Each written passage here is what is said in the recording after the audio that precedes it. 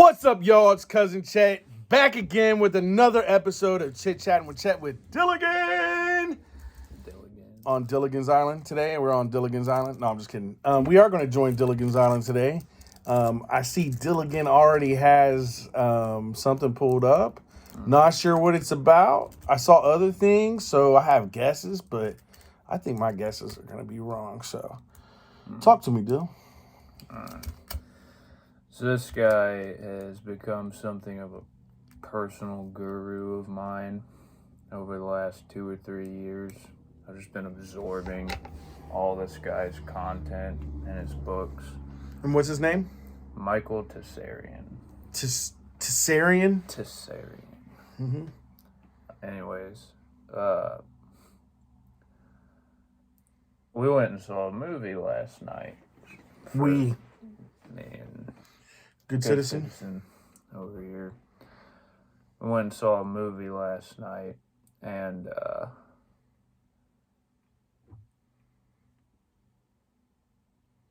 it was the most well done evangelical Christian financed horror movie I've ever seen. That's a whole mouthful. It's a rare genre. Yeah. It's a very rare genre. But it left a lot of things circulating in my head after seeing it. It surprised me how much this kind of rinky-dink movie actually kind of stuck with me. I spent all morning reading over articles, trying to find something that kind of put the finger on it. I think I might have found something. This is from his article called "The Average Persona," and he says, the superego develops slowly between 2 and 7 years of age in response to the standards and rules first enforced by one's parents. They in turn act as representatives of the wider community into which they were born and raised. The superego develops in response to systematic programming by one's parents and culture. Another word for this is the midworld.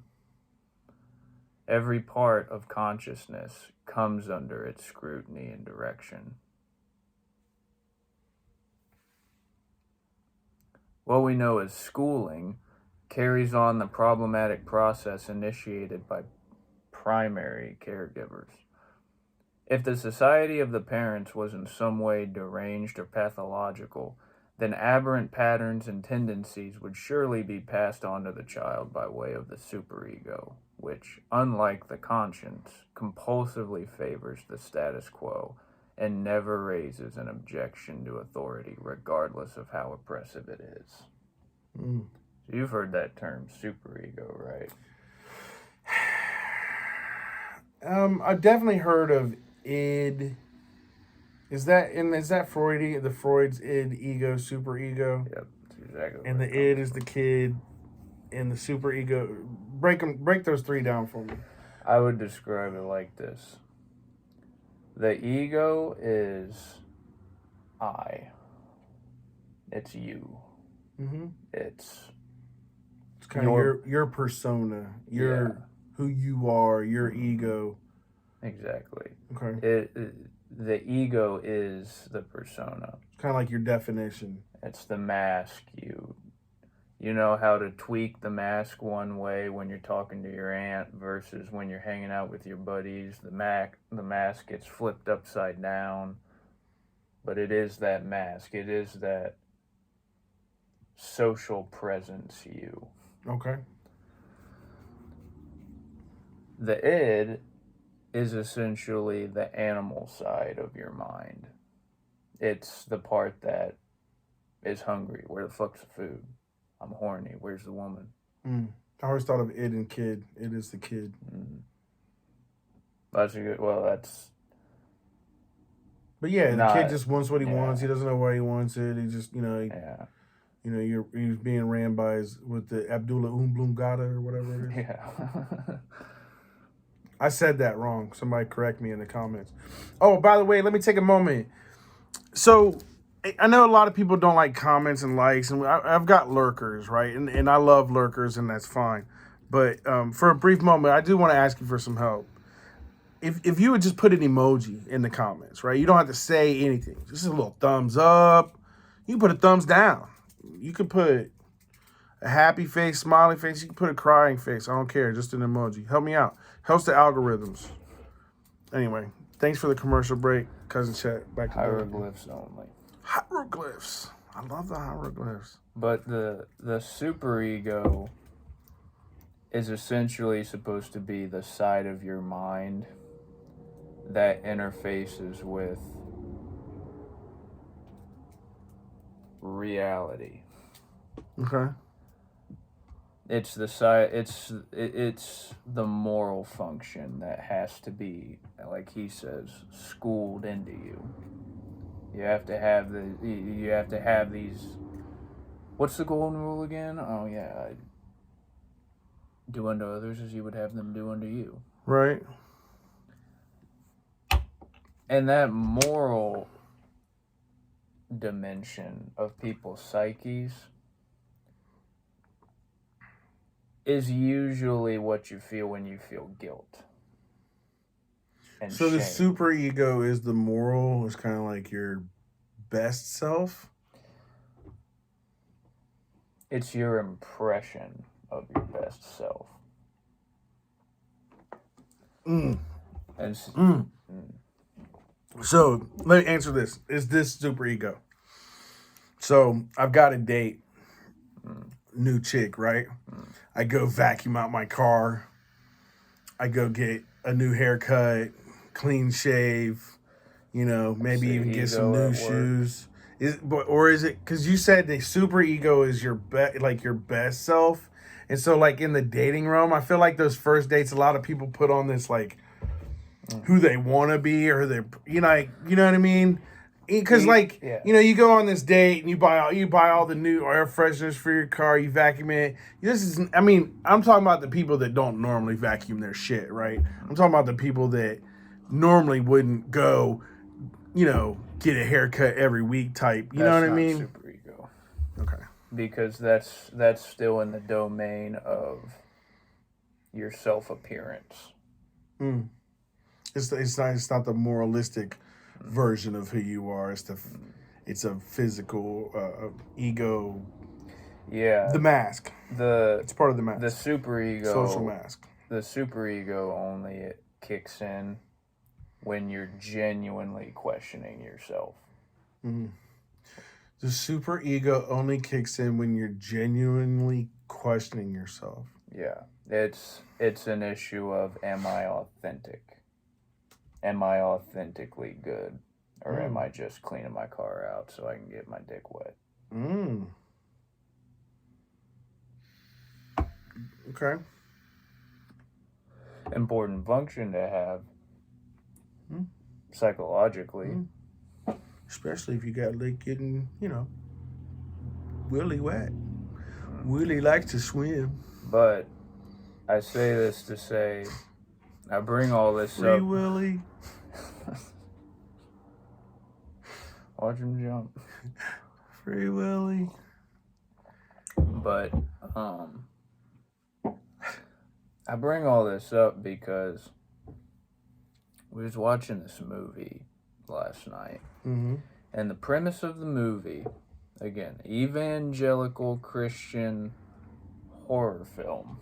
Is that the one that Good Citizens pulled up? Nefarious. We'll go ahead and plug it. Let's plug it. It's Nefarious. Nefarious. Okay.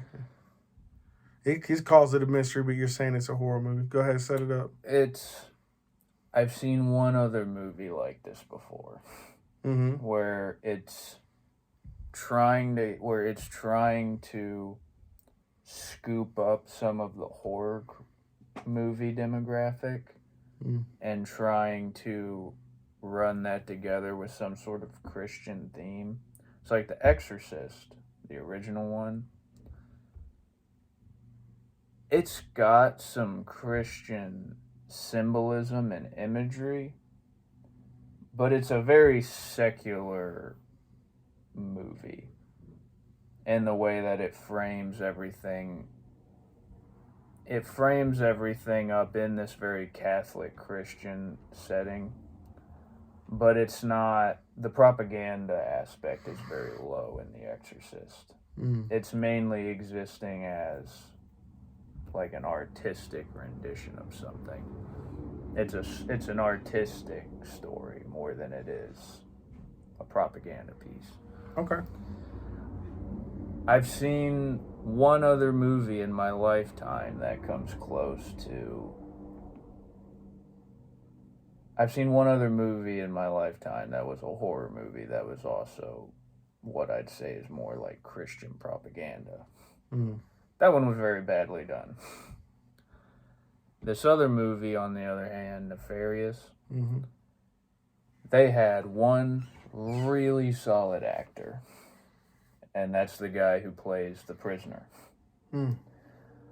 So the premise of the movie is there's this psychologist who has to go to this high security prison, and by 11 o'clock at night he has to come to a decision on whether this guy is fit for execution or not.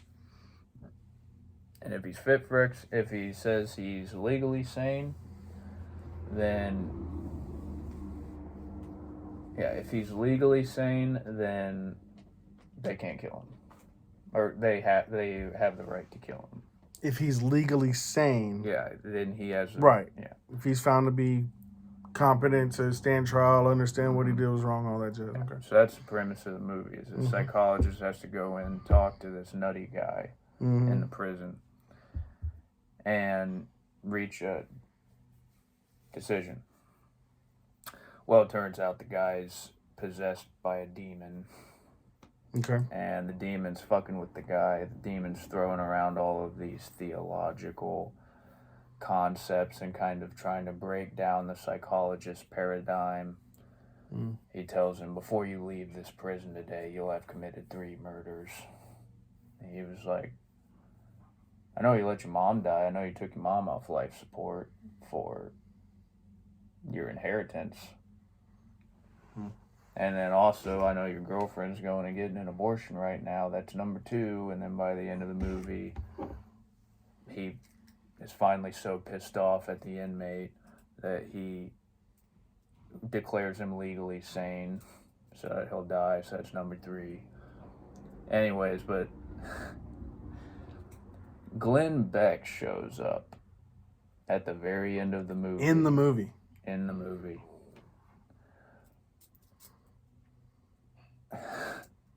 Which, speaking of masks and personas, I thought that was letting the mask slip a little bit. But anyways, Glenn Beck shows up at the end and he's like, "Oh, so you were a secular psychologist and you had this experience and you're now completely convinced, so much so that you decided that you wrote this book, and now that's why I'm interviewing you on the Glenn Beck podcast." And the ending's super cheesy. Some homeless lady turns around and she was like, "Did you miss me, Jimmy?" But it like I said, they had one super competent actor for the movie, and that's the guy who plays the demon. Right. Everybody else is kind of so. Pull that up. What's this guy's name? Please. That's a good catch. So anyhow, they have one good actor. And anyways, cast.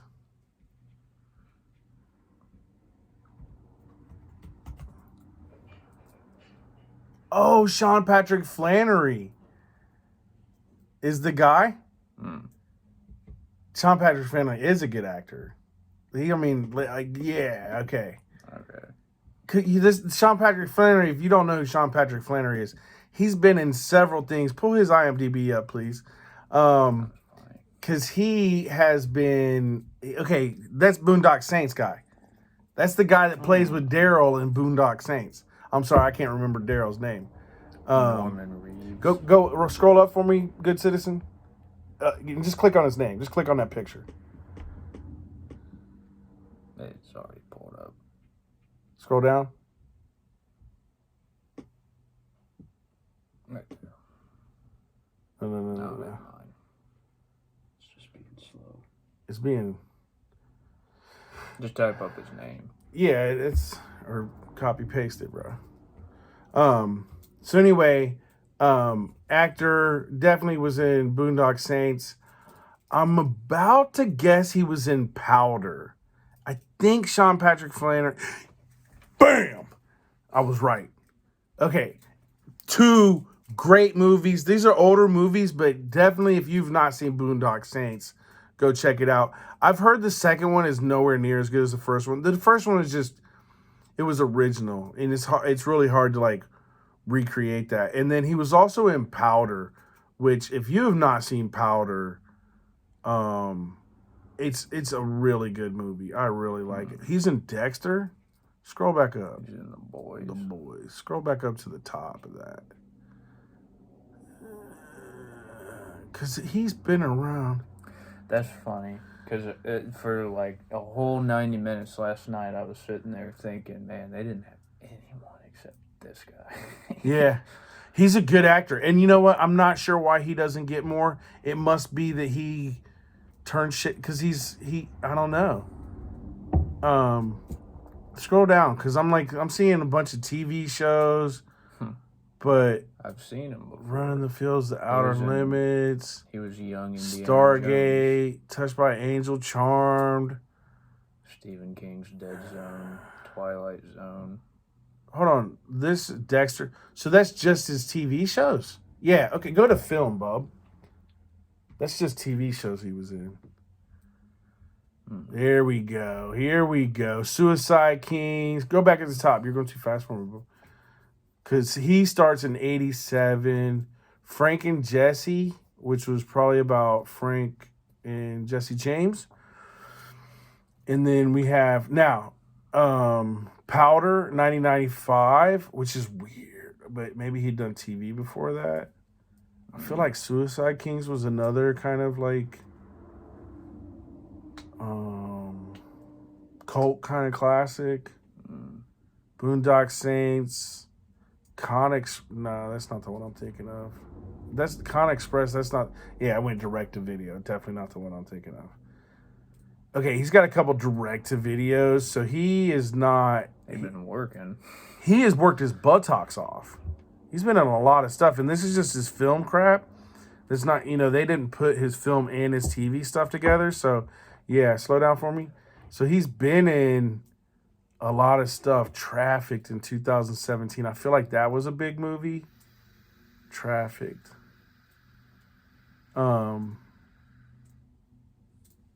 Anyhow, my man deserves a shout out. Sean Patrick Flannery. Definitely. I mean, I want to give him some credit as an actor, and it sounds like he did a really good job in Nefarious as Edward, or there would have been no movie without him. Satan, so to speak. Apparently, they call Satan Nefarious in this. Mm-hmm. The demon, his name is Nefarious. Mm-hmm. I want to go see this now just because Sean Patrick Flannery's in it. His performance, yeah, is worth seeing the movie. So he's able to go back and forth between like, I'm mad. You said Glenn Beck shows up at the end, and there's only 3 people listed in the cast, and Glenn Beck is it. But anyhow. So, does he kind of go back and forth between this demon character, Nefarious, and himself? Okay. Yeah. Right on. So, really, it sounds more like a psychological thriller. Because it doesn't sound like a gore horror movie or like, you know what I mean? Yeah, there's enough scenes of exciting, except for the first scene with the first psychiatrist. It almost sounds like a psych thriller. Like the first psychiatrist just straight, like, very casually, very pill-faced, just casually, like, walks off the edge of a building. That's hilarious. But sound like Nefarious got to him. It sounds like there's a couple of movies that it's bringing me to. So there was a movie with Denzel Washington. Do me a favor, pull up Denzel Washington's IMDb or wiki.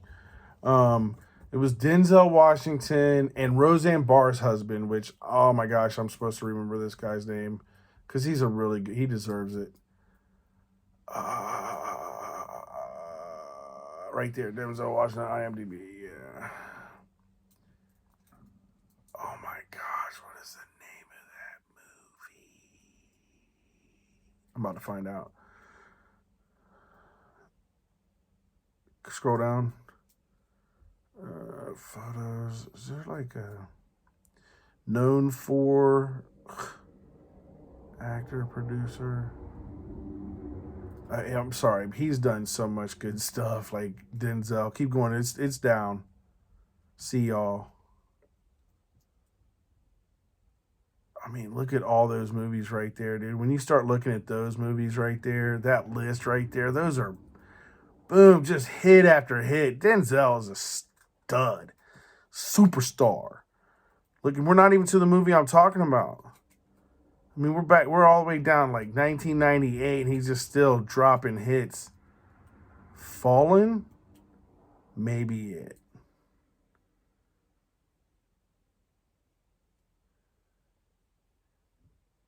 Go to Fallen. Scroll up a little bit. But yeah, that one right there. 1998. He played John Hobbs. I think that's it. Homicide witnessed the execution of serial killer Edgar Reese. Soon after the execution, killing started again, and they are very similar. Yeah. So look, this is why this reminds me because it's a similar. Kind of go up action, crime, drama. Scroll down for me, but John Goodman. That's my man from Roseanne Barr. Yes, don't click on him, but he's in this movie. So is Donald Sutherland. This movie's excellent. So there's this demon that moves through people. Wow. And it was the serial killer. So, to your nefarious guys, yeah, this is where we get into ripping off people's ideas and recycling shit. I mean, it was 1998, so we're a fur piece away. Yeah. You know, but it's still a little bit. This is the kind of movie that is all derivative. All derivative? Yeah. What do you mean by that? I mean, it's like Silence of the Lambs, right. Probably Fallen, a little bit of The Exorcist, a little bit of Green Mile. I'll give you that. Like, but it's very similar. Remember, because how you said at the end, there's some homeless ladies like, "Did you miss me?" It's the same thing. It's like this Fallen. I think in the movie Fallen, like it finds out that it's actually Beelzebub, or like it's actually like a famous demon type situation. So anyway, I want to recommend both of them, Nefarious and Fallen. I don't want to take away from Sean Patrick Flannery, and I think it's definitely worth a watch. And I'm not trying to say they stole the idea. I think it's actually kind of hard these days to have an original idea from like a TV show or movie, to be completely original. For sure. You know, and I mean, the amount of people that go see these like rehash rom-coms and stuff like that, you know what I mean? Like, it's basically the same plot line. People just plug and play with different names and a little bit of different twists. Here's the thing that made the movie Nefarious worth watching yesterday. There's some genuinely interesting theology that the movie touches on. Okay. It's the kind of theology that I associate with films like The Exorcist, where it's asking genuine questions about. Okay. Well, let's. So one of the things is the idea of demons and possession, right? Like. And that goes back to Fallen with 1998 with Denzel, and then Nefarious in 2023 with Sean Patrick Flannery. So the whole demon, I guess this kind of goes into like the idea of ghosts too, like these other spiritual beings in this realm that we can recognize in some, you know, because look, I'm okay with there being multiple dimensions, other realms, you know, that we're not aware of, but then you get these like crossovers, right? Like this nefarious demon or Beelzebub or you know the angel Gabriel or the archangel Michael, even right? Like, um, and that's a really interesting part of theology to me. Well, they don't spell this out exactly. Or not, shall I say, theology, spiritology, right? Because like theology is the study of God, and so if I already know they're not God. Well, Am I wrong in? well, You yeah. think I'm No, wrong in that? technically, yeah, you're right. It's about the idea of demonology and. Mm-hmm. But it gets into that idea, like for instance, he has this whole monologue at some point halfway through where he's sitting across from the psychiatrist and he's basically explaining like the psychologist is supposed to be going in there as an atheist, a secular man. He only believes in his reason and rationality. Right. So he sits down with his demon. In so many more words, he explains, dude, I don't believe any of this shit. Like, I think you're just posing as a demon-possessed crazy person just so I'll not... Give you the death penalty. Yeah, so I'll not have you executed. And the guy, the demon ends up having this monologue where he breaks down, okay, look, this is basically how it works. You think of being alive as your flesh and blood, like your three-dimensional body moving around, making decisions in real fourth-dimensional time. You think about yourself as you think of life as the vehicle you're in. Mm-hmm. He's like, it's not how it works for me. He's like, I can be any place I want to be at. I can go there. I can see it. Location is arbitrary for me. Mm-hmm. Time is very arbitrary for me as well. Mm-hmm. And the demon explains, look, once upon a time, before anything you could even conceive of as time existing, once upon a time, we realized we existed. And then we realized there was something else that existed before us. And that will, that mind, that presence, generated us into existence. But we were bound to it. And then over time, we realized we had our own will. We had our own desires. We had our own imaginations. Mm. We had universes of our own we wanted to see. But this greater will preceding us inhibited us. So we rebelled because philosophically and morally we came to this understanding of we're entitled to be individuals generating our own realities. We don't want to just exist as pawns for someone else's reality. Mm-hmm. And that was where we split from God. And then he basically made you guys these little flesh and blood, these little bugs that he set on this earth. God's little ant farm. Yeah. He created you guys to basically fulfill our original purpose, which was to manifest the greater will's reality. Mm. And that is such a slap in the face to us. Basically, all you humans are arbitrary. Like, your existence is arbitrary for us. Like, we don't give a fuck about you. Like, you're just a bunch of ants. Like, yeah, who cares? You're a bunch of bugs that were made to replace us as a final insult to right. us being disconnected from the total reality. Anyways, that's what I mean when I say, like, that was the part where, like, that was what tipped me over the edge of, you know what, I'm glad I came to see this movie. Mm. Because I don't know surely you remember me saying it. I've been saying this off and on for the last 2 years. I've had this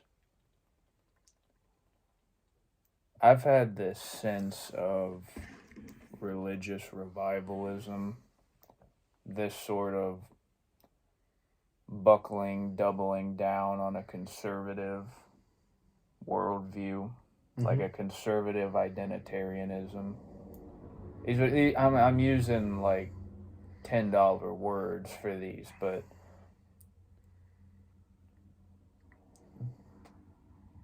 I've been feeling the pendulum shift a little bit. Because all of the major institutions, everywhere I've worked, everywhere I've gone to school, anywhere I've mentored or tutored kids,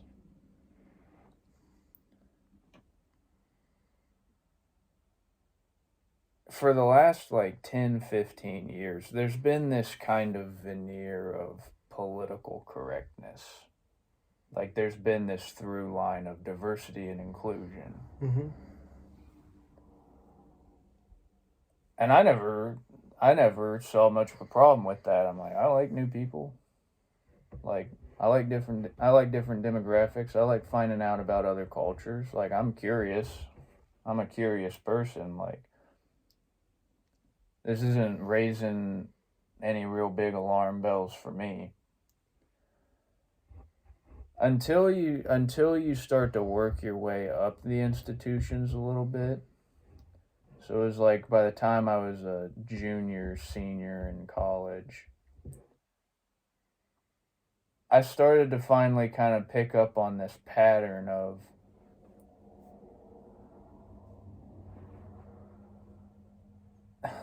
this big bureaucratic chain.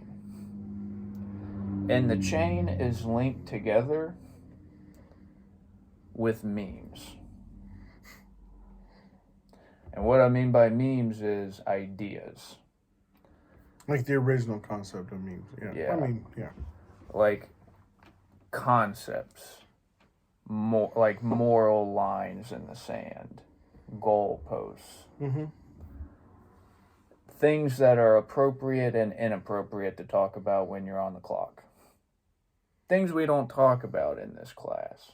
You keep that up, you keep that programming, that schooling going for long enough, and eventually there are certain things people won't talk about even when they're in the privacy of their own homes.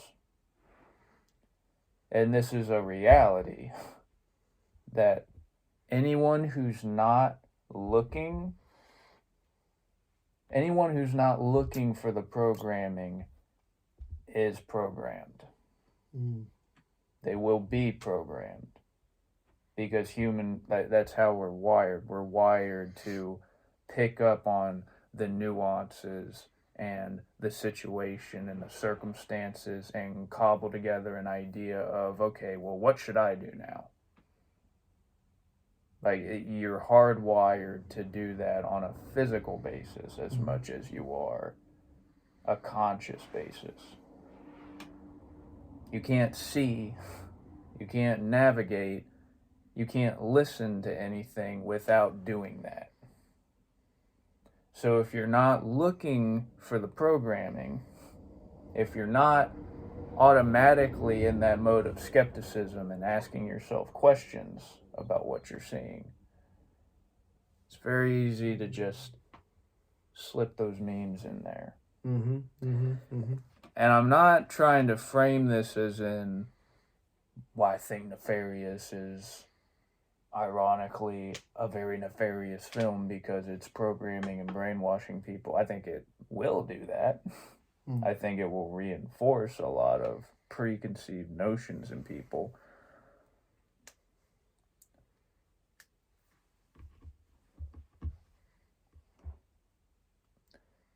All that to say, like, I'm not saying I don't think the movie should exist, but to me, it's a sort of signal.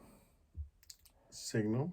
Not just that yes, I'm right. There's a certain degree of religious revivalism and a conservative identitarianism that seems to be popping up. But the fact that the movie was so. The fact that it was competent at all, probably because it was financed by The Blaze and Glenn Beck and a few other Daily Wire type personas. The fact that it was like this movie and God's Not Dead, those two don't compare. Right. God's Not Dead is just an unashamed, unabashed propaganda piece. Like to a cynical degree. Right. Like if you've ever seen a movie that was so poorly made and so poorly written and so horribly executed, you're like, dude, they were just trying to make more money than they could spend. Yeah. You can tell. Well, and I think it's dangerous because whenever you hear about, Daily Wire, Glenn Beck, they do make their money on having a certain ego, right? The way that they present themselves and the way that they kind of situate themselves, and even with the kind of fundamental Christianity,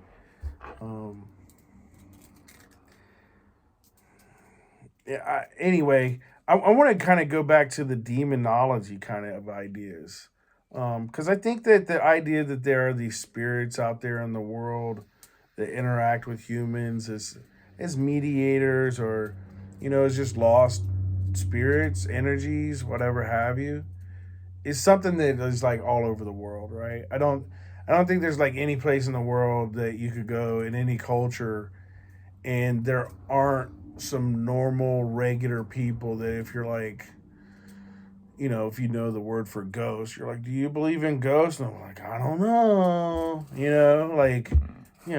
other day I had the heebie-jeebies type shit. And I find it fascinating, one, because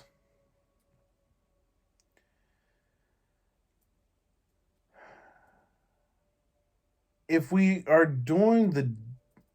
look at so there's like the idea of a worldview and then there's like a universal view, right?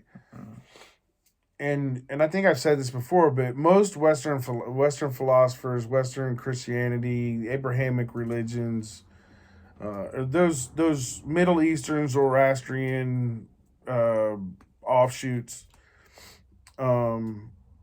this idea of spirits interacting, right? Like I said, even in the Old Testament, we have Archangel Michael, the angel Gabriel. We have these different intermediaries. So the Western view is kind of like it's like a 2-story house with a basement, right? We live on the main floor. God and the angels are up in the top floor, and the devil's in the basement. And it's very Western. It's very, even the mythology of the Greeks and Romans. It's not too far from Greek mythology, right? You have Zeus is up in the high. You have all these other gods that dork around in the physical realm, and then Greek mythology had the god of the ocean and of the underworld and of the mountains that were all equal. And if you have eyes to see, you'll notice there's kind of a lot of those mythological cycles are paying homage to the cycle of how political power rises and falls. You have the Titans once upon a time. These are guys who are running shit. Then eventually some hard motherfuckers like Zeus show up and just usurp the power position. Now things are different. We change the way we do things. Reality is this way now. And then you have the has-beens down in the basement. That sort of Western mythos. That sort of framing of Western mythologies. It seems like it's emulating the natural cycles of politics and society at large. I wonder if there's like some research on that. Actually, there may be. Sounds like a good idea for a paper. Like with the Babylonians, Yeah. like the Enuma Elish, the Epic of Gilgamesh. Right. You'll hear academics, Babylonian and Assyrian academics. They'll tell you straight up, like, yeah, this is our interpretation, is they were basically taking all of the previous rulers, and nobody could quite remember the ancient guys' names. You know, my great great great great great great great grandfather. Yeah. We understand he's the one who built this dam, but nobody can even hold on to the memory of his name for long enough. So we're going to repackage the old stories of how we got here in a way that the kids will understand and they'll remember. So, but and since we're talking about like Greek mythology, and I want to kind of bring it back to this idea of demons or what was it in Greek mythology? They call them daemons, right? Under like they weren't really demons. It was like DAE or something like that. It was like little spirits you might meet if you spent too long out in the woods. Yeah. No, it's not it's DAEMON, something like that. It's basically it's like the Greek word of demon. There it is. DEA. There you go.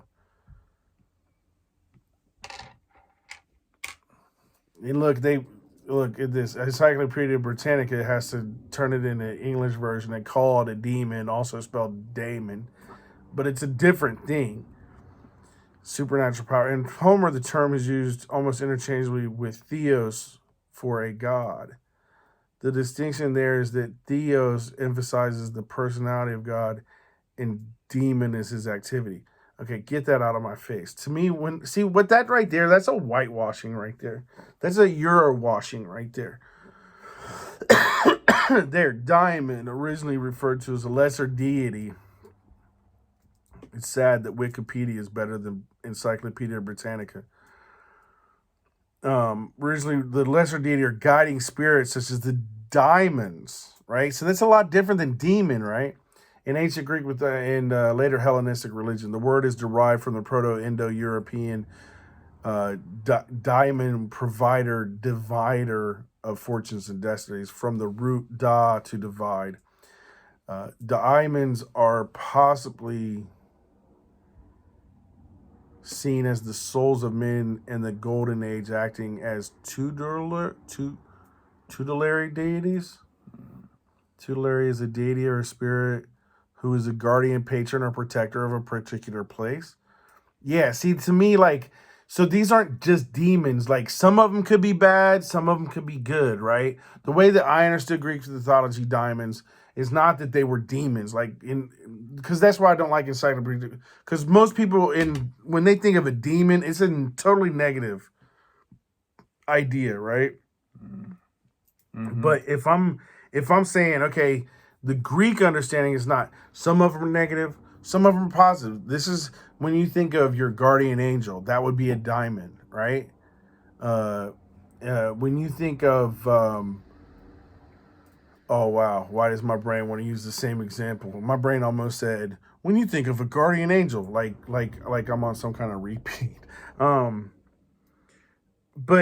you know, those kinds of things, when you think of, like, say, you know, have you ever heard somebody say, you know what, I had a flat tire and I was really upset until I realized that flat tire kept me from this accident that was ahead or something like that. To me, that's the work of a diamond, not a demon.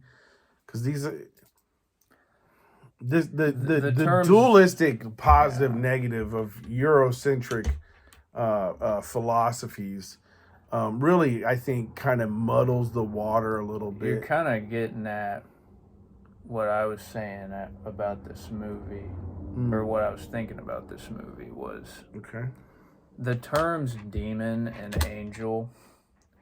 This strikes me as a very deliberate word salad.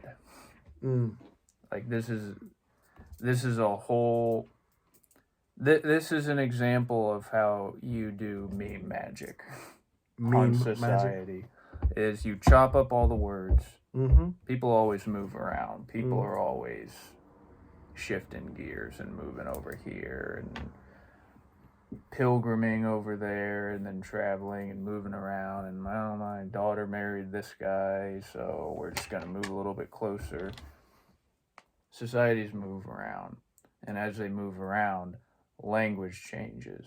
Accents and dialects get mixed up.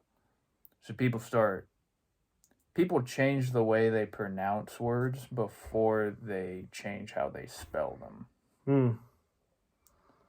And this is what I mean by the meme magic is instead of this old world concept of, well, there's the domain of things and then there's the domain of spirit. Sure. Instead of framing the world as there's the matter and then there's the intentions or the motivations that move the matter. Instead of framing the world in this sense and then coming up with this idea of, well, what is that? Or then asking this question, well, what is that when you're walking around in the woods and suddenly the trippiest fucking thing you've ever seen just kind of pops out of the water in the creek and starts talking to you? What is that? Is that a thing or is that an idea? If it doesn't follow the laws of, if it doesn't follow the rules of how physical beings move around, well, what is that? I saw it, I experienced it, it was real to me. You could just, your pineal gland could just have decided to kick in and give you some DMT. Yeah, clean its basement out for a little while. But the point is that's a very different frame of reference to, well, there's all these scary things out there, and unless they show up and give you 3 Hail Marys and make the sign of the cross, you shouldn't trust it. Don't trust the domain of spirits. You don't want to fuck with that. Don't even fuck around with spirits, because odds are 95% of the spirits you're likely to come into contact with are all demons. But part of, I think that the issue and the reason why that's such a, because it's kind of like meditation and going into like heavy meditation without a guru, right? You can get lost. And part of what most people don't recognize is that the spirit world does not have the same judgment criteria that we do. The spirit world is not all positive and negative and everything's one or the other. You know, the spirit world is much more like these like crime thriller movies where there's like no real good choice. There's a positive and negative outcome to everything that's happening. You know what I mean? And so I'm not going to say there's not evil in the world, but I think that a lot of people, they don't understand that. And so they go in thinking God is going to be this super wonderful, awesome, positive experience. And where they get that idea, like, that's not how it's written. Like, nobody in the Bible and these other ones, they don't talk. Jonah doesn't go to the whale because he's having this positive fucking experience with God, right? He doesn't run away from God because he's like, oh my goodness, I'm chosen by God. What a wonderful thing, right? Gideon does not go, oh my God, God has chosen me. What a wonderful thing. You know, Moses is not going, oh my God, my life is nothing but milk and honey from here on out because I've been chosen by God. Right? Most people that have an experience with God, both written and unwritten, it's a fucking mess, man. Yeah. Your brain, in my own experience, this is the way I describe it. I knocked on the door opened, and I was flooded. My brain was no way capable of handling the amount of information and data that was coming into it in the moment. It was no way able to comprehend all of it at once. You know what I'm saying? And that's the truth. Even if you're talking about Muhammad, people are like, oh, he wrote this book. Yeah, okay, fine. And I'll say this 1,000 times, man. Anybody tells me they talk to God and they want to put it in certain terms, I already know they're a lie. Because it's ineffable. It's ineffable. One of my favorite books is a book called Siddhartha by Herman Hesse. Yeah. Siddhartha by Herman Hesse is a really cool story. The character Siddhartha, if you don't know, Siddhartha is also the name of Siddhartha Gautama, who is called the Buddha in real life, right? And so this Siddhartha person in this book is a contemporary of Buddha, and he wants to find spiritual enlightenment. And at one point, he meets the Buddha. The Buddha. I don't even know. I tried to say it like them because it just sounds cooler when they say it. Sounds better than the Buddha. But anyway, and at one point he meets the Buddha, right? And he's got this best friend, and the best friend's like, you know what, I'm gonna follow the teachings of the Buddha because, it's obvious just by being in this guy's presence that he's something special. You know what I mean? And he wants to learn from him.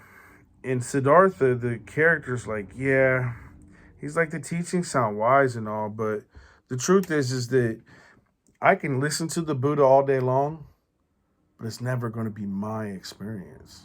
I'm just listening about another guy's experience. I have to have the experience myself. Reading about somebody else's experience and having the experience is not the same, right? And so, you can listen to other people about how they got to nirvana or how they got to salvation or how they got to their little 15 minutes with God or whatever you want to call it. But unless you've experienced it yourself, you can't understand it. I don't care how much I talk to you about it. I don't care how much I tell you what was going on. I can tell you a lot of things that's going to make me sound crazy, But that's how my brain worked. That's how he and I communicated. That's how we worked it out. Anyway, my point is that you triggered me. Because I get triggered by the idea that like everybody thinks it's going to be this wonderful, glorious thing. That's not how God rolls, bro. It's not how God rolls. If you've read the Bible, if you actually read the thing, I'm sorry, and we can. I know I'm going to step on some toes. If you've actually read it for yourself, and I'm not saying you've had somebody else tell you what it means.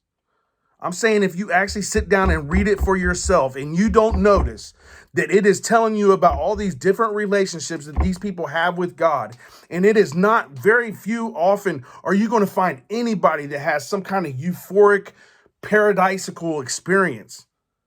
All the way back to Adam. They had a paradisical experience for a moment, right? Cain and Abel, Noah, the list goes on and on. Nobody does God come down and be like, phew, magically delicious. Everything is perfect. Tell me one. Tell me one person in any holy book where God comes down and is like, I love you. Everything's going to be perfect for you.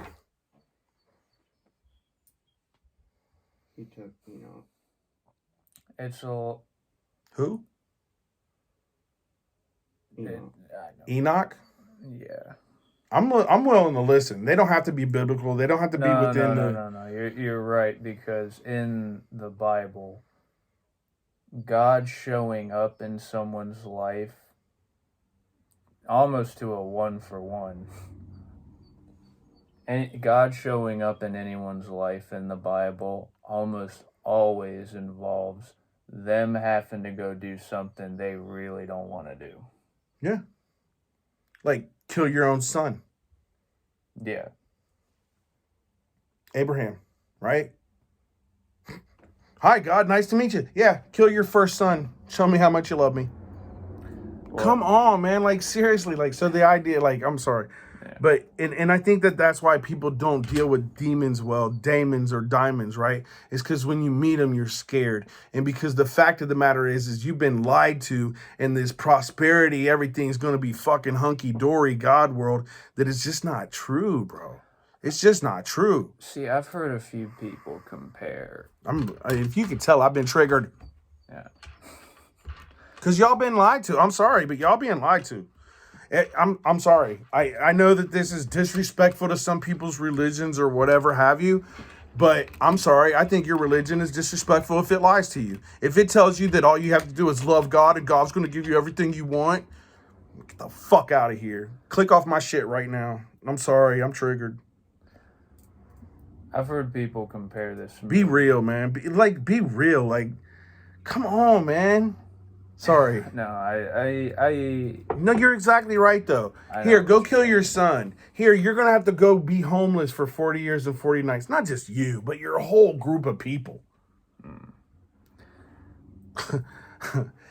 Oh, I'm sorry. Wait. One of them was Jesus. Claimed to be his own son. Do you remember what happens at the end of that story?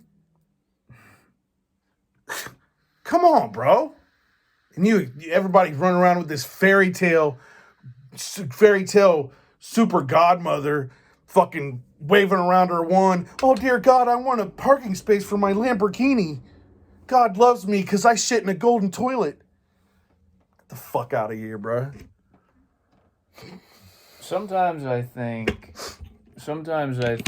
you get carried away interpreting Christianity as a whole as prosperity gospel. I think it's fair that I will mention prosperity gospel as part of my irritants with some of Christianity. And you're right. Prosperity gospel is quite a bit different than the fundamental Christianity that I'm assuming you were raised with. It's different than Christianity in the evolutionary sense. It's different from the Christianity in the evolutionary sense. Break that down for me. It's part of the evolution of Christianity as a school of thought that people use to frame their existence and their relationship with the rest of the world. But that prosperity gospel shit, this idea of, well, God... I use that because there's a lot of people that use God as their fairy tale best friend. God is a spare tire. You know what I mean? God's not the vehicle somebody's riding is. God is the AAA person that they call when they get a flat. All right. And yeah, I'm being kind of harsh on a specific time of religious person, but I think there's a great detriment to that.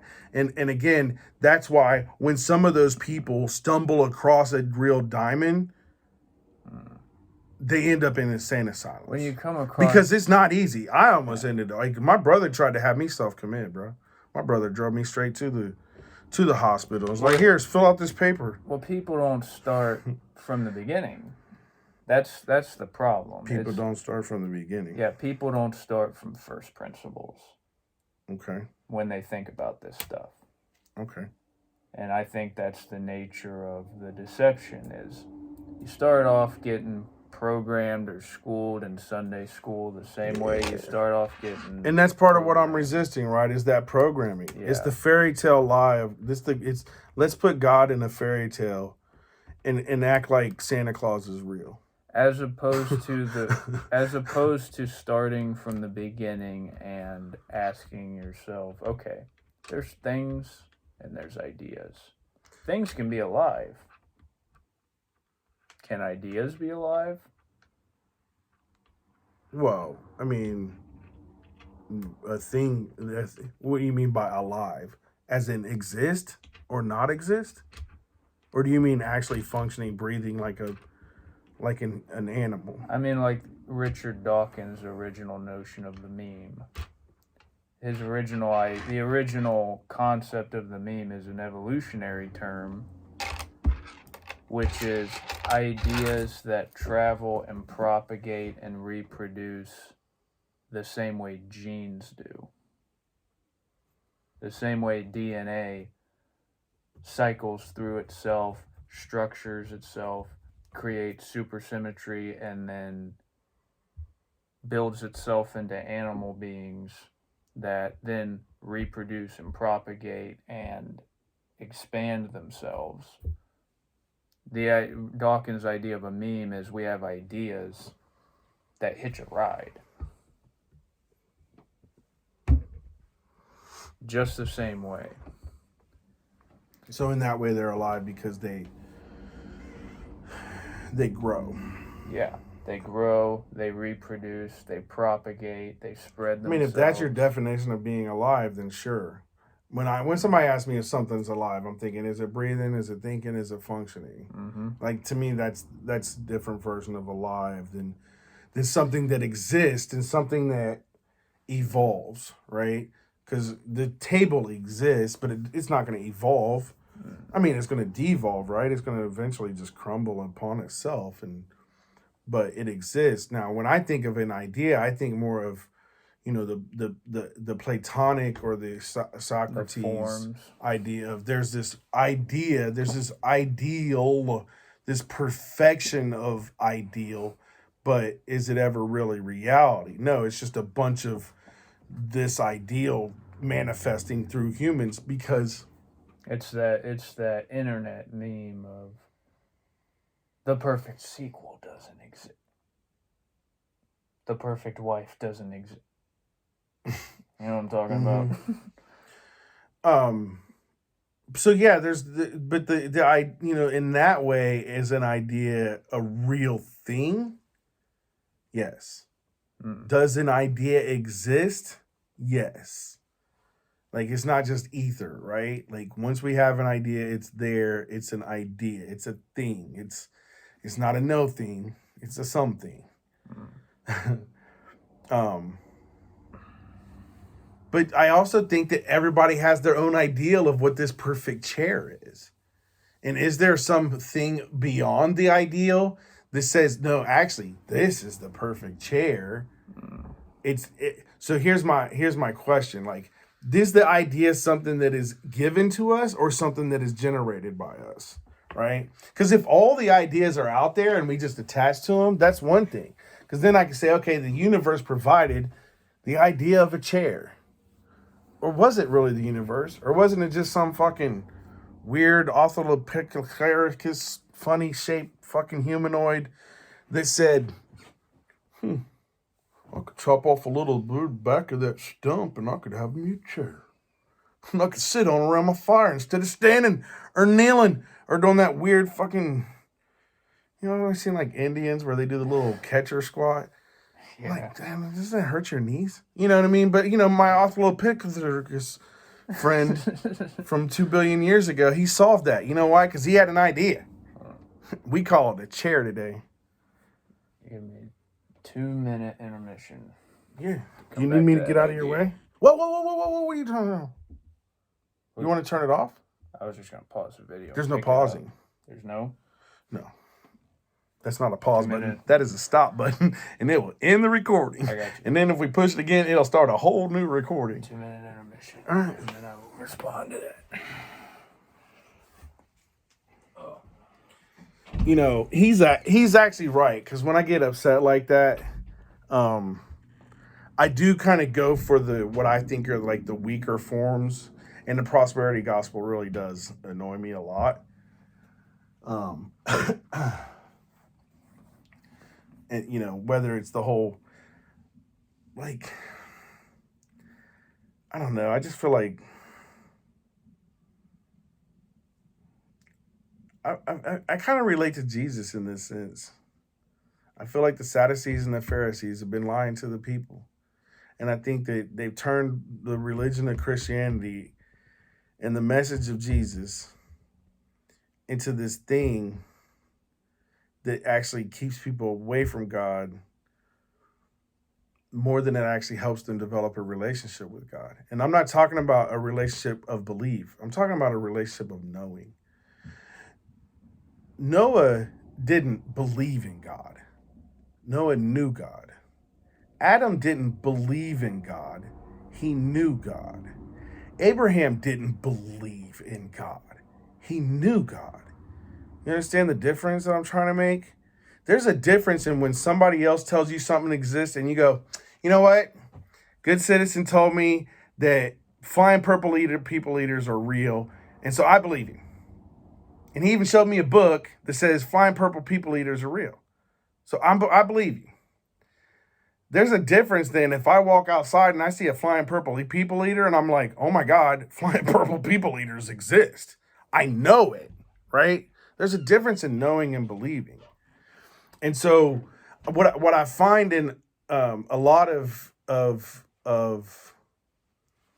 the cultural Christianity in my perspective and in my context, I'll be very specific. This is my view based on my experience. Go ahead, Bo. Thank you.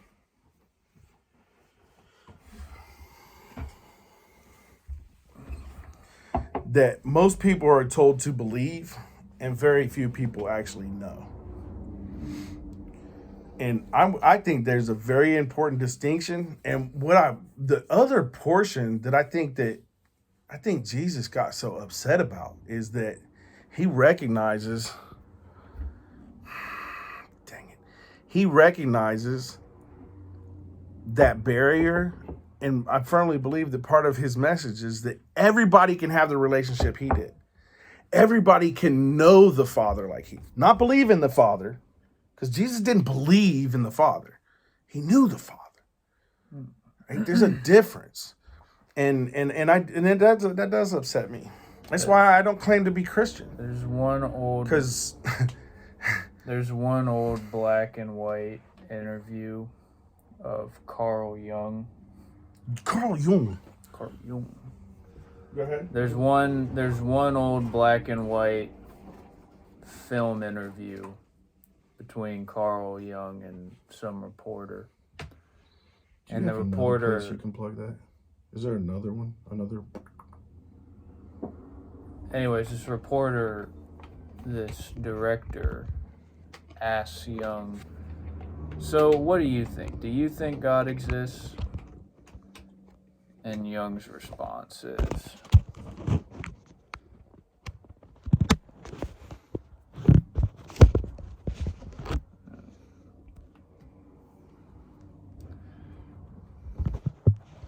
pardon the technical difficulties.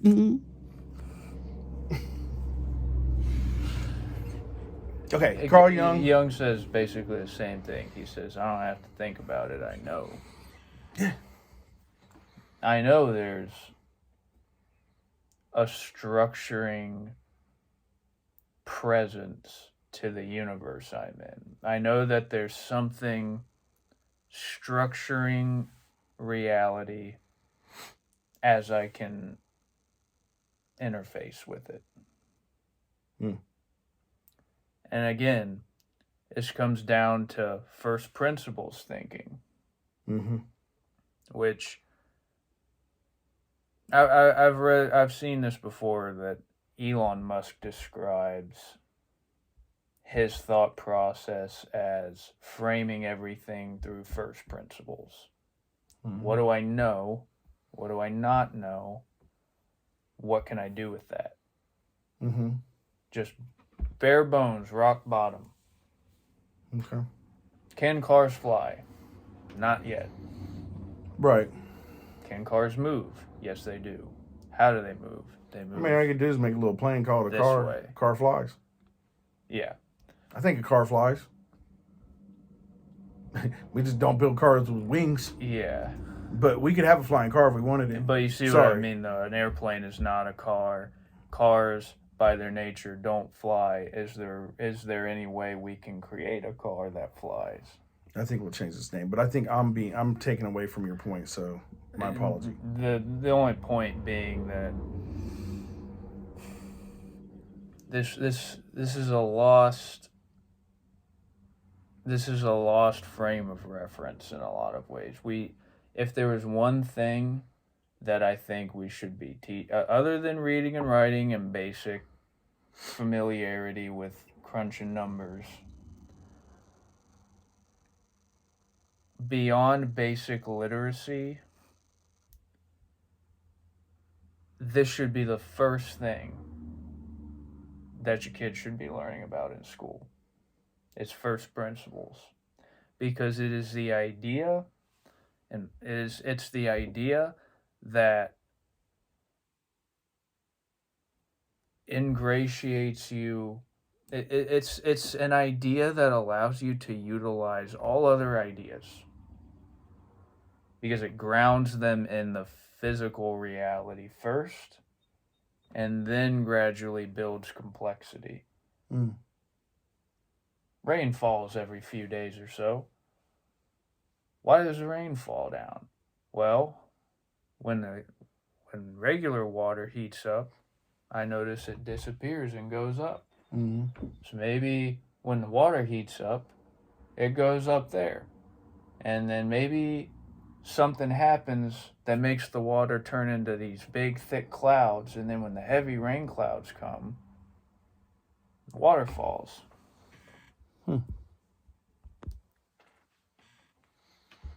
Like, this is first principles. That's framing the rain through first principles. What can I know about the rain? Okay.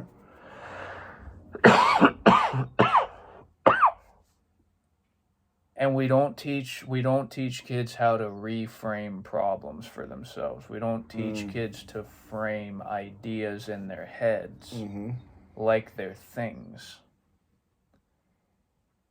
For a lot of the same reasons, I think that people are more than comfortable just taking their kids off to Sunday school, tossing them in the daycare or the nursery, and expecting them to come out a little more well-programmed than they were to begin with. That's the nature of the programming, like what Tessarian was talking about earlier. Between the ages of 2 and 7, that's when this thing called the phenomenon,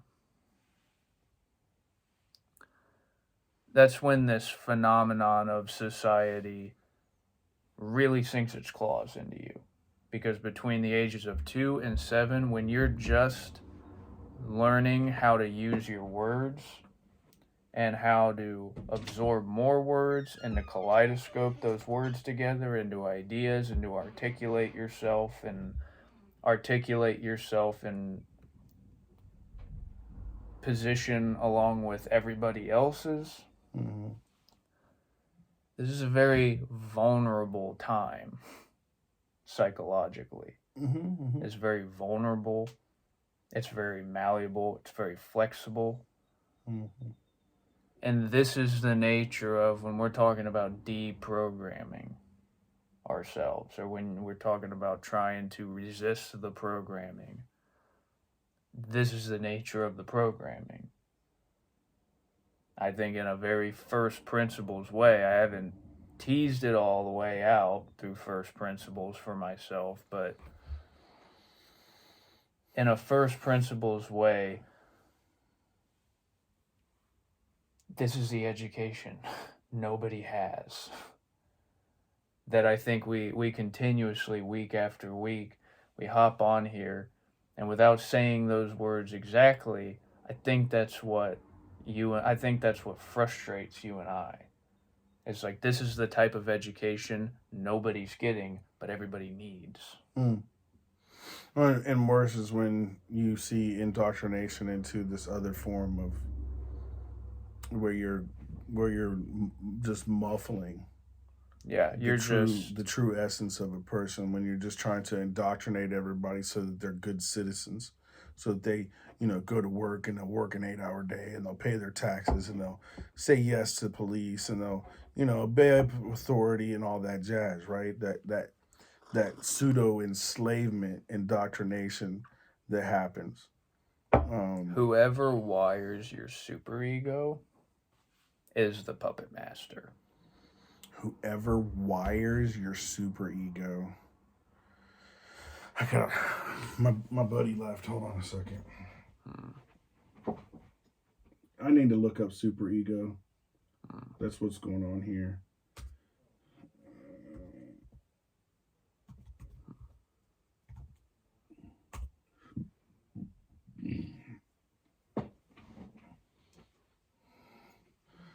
Oh, I got a big superego because I'm super self-critical. Okay, so in a way, these are so the definition according to Oxford Languages, the part of a person's mind that acts as a self-critical conscience, reflecting social standards learned from parents and teachers. There's nowhere in there that does it say moral. It says conscience, though. That's all right. It doesn't say moral. And it says reflecting social standards. So how you fit into the social world, that self-critical part. That doesn't necessarily jive with how you kind of understand it. Is that what I'm getting? Because you think the morality part is definitely in there. what does your conscience deal with? To me, conscious is I'm awake. No, conscience. Not your consciousness. Sorry, thank you. Well, you almost asked me too quick. Just like Jiminy Cricket. What's Jiminy Cricket there to So warn you're you saying about? your conscience is like that? That is the moral. That is the superego. Okay. But it says the part of the person's mind. So it says the superego is the part of a person's mind that acts as a self-critical conscience. That's why Pinocchio's conscience is a tiny little Will you cricket. click on the see more right there? That's why Pinocchio's conscience is this little Jiminy Cricket. He didn't have much of a superego. He was only just born. So, and then the example says the father is the model for the superego. And I think with what you said, that, you know, my mom would call them tapes. She was like, you got these tapes that are running in your head and you have an opportunity to re-record them. I don't know if she was real good at it. I think she just understood the concept. And I remember one time we were having an argument. She's like, you need to rewrite your tapes. I was like, I'm trying to, but guess who wrote them? You wrote them. You know what I mean? Because that's my superego. It's definitely my mom's voice mostly. Mm-hmm. Like sometimes way too loud because she was a very powerful personality and just the way things went down. Like she used to talk to me in my sleep and try to fill my brain type shit. Rewire. Yeah, my mom was a little Looney Tunes. No, like she would literally, you know, because she like, oh, I'm gonna affect him in his subconscious. So she would like, I don't know exactly what she would say, but she had Mozart. You know what I'm saying? No. I'm talking like her actual words. She would like talk to me and tell me who I am and what I am and how I'm gonna. And I'm like, anyway. So my point is, my mom is like that person on my shoulder.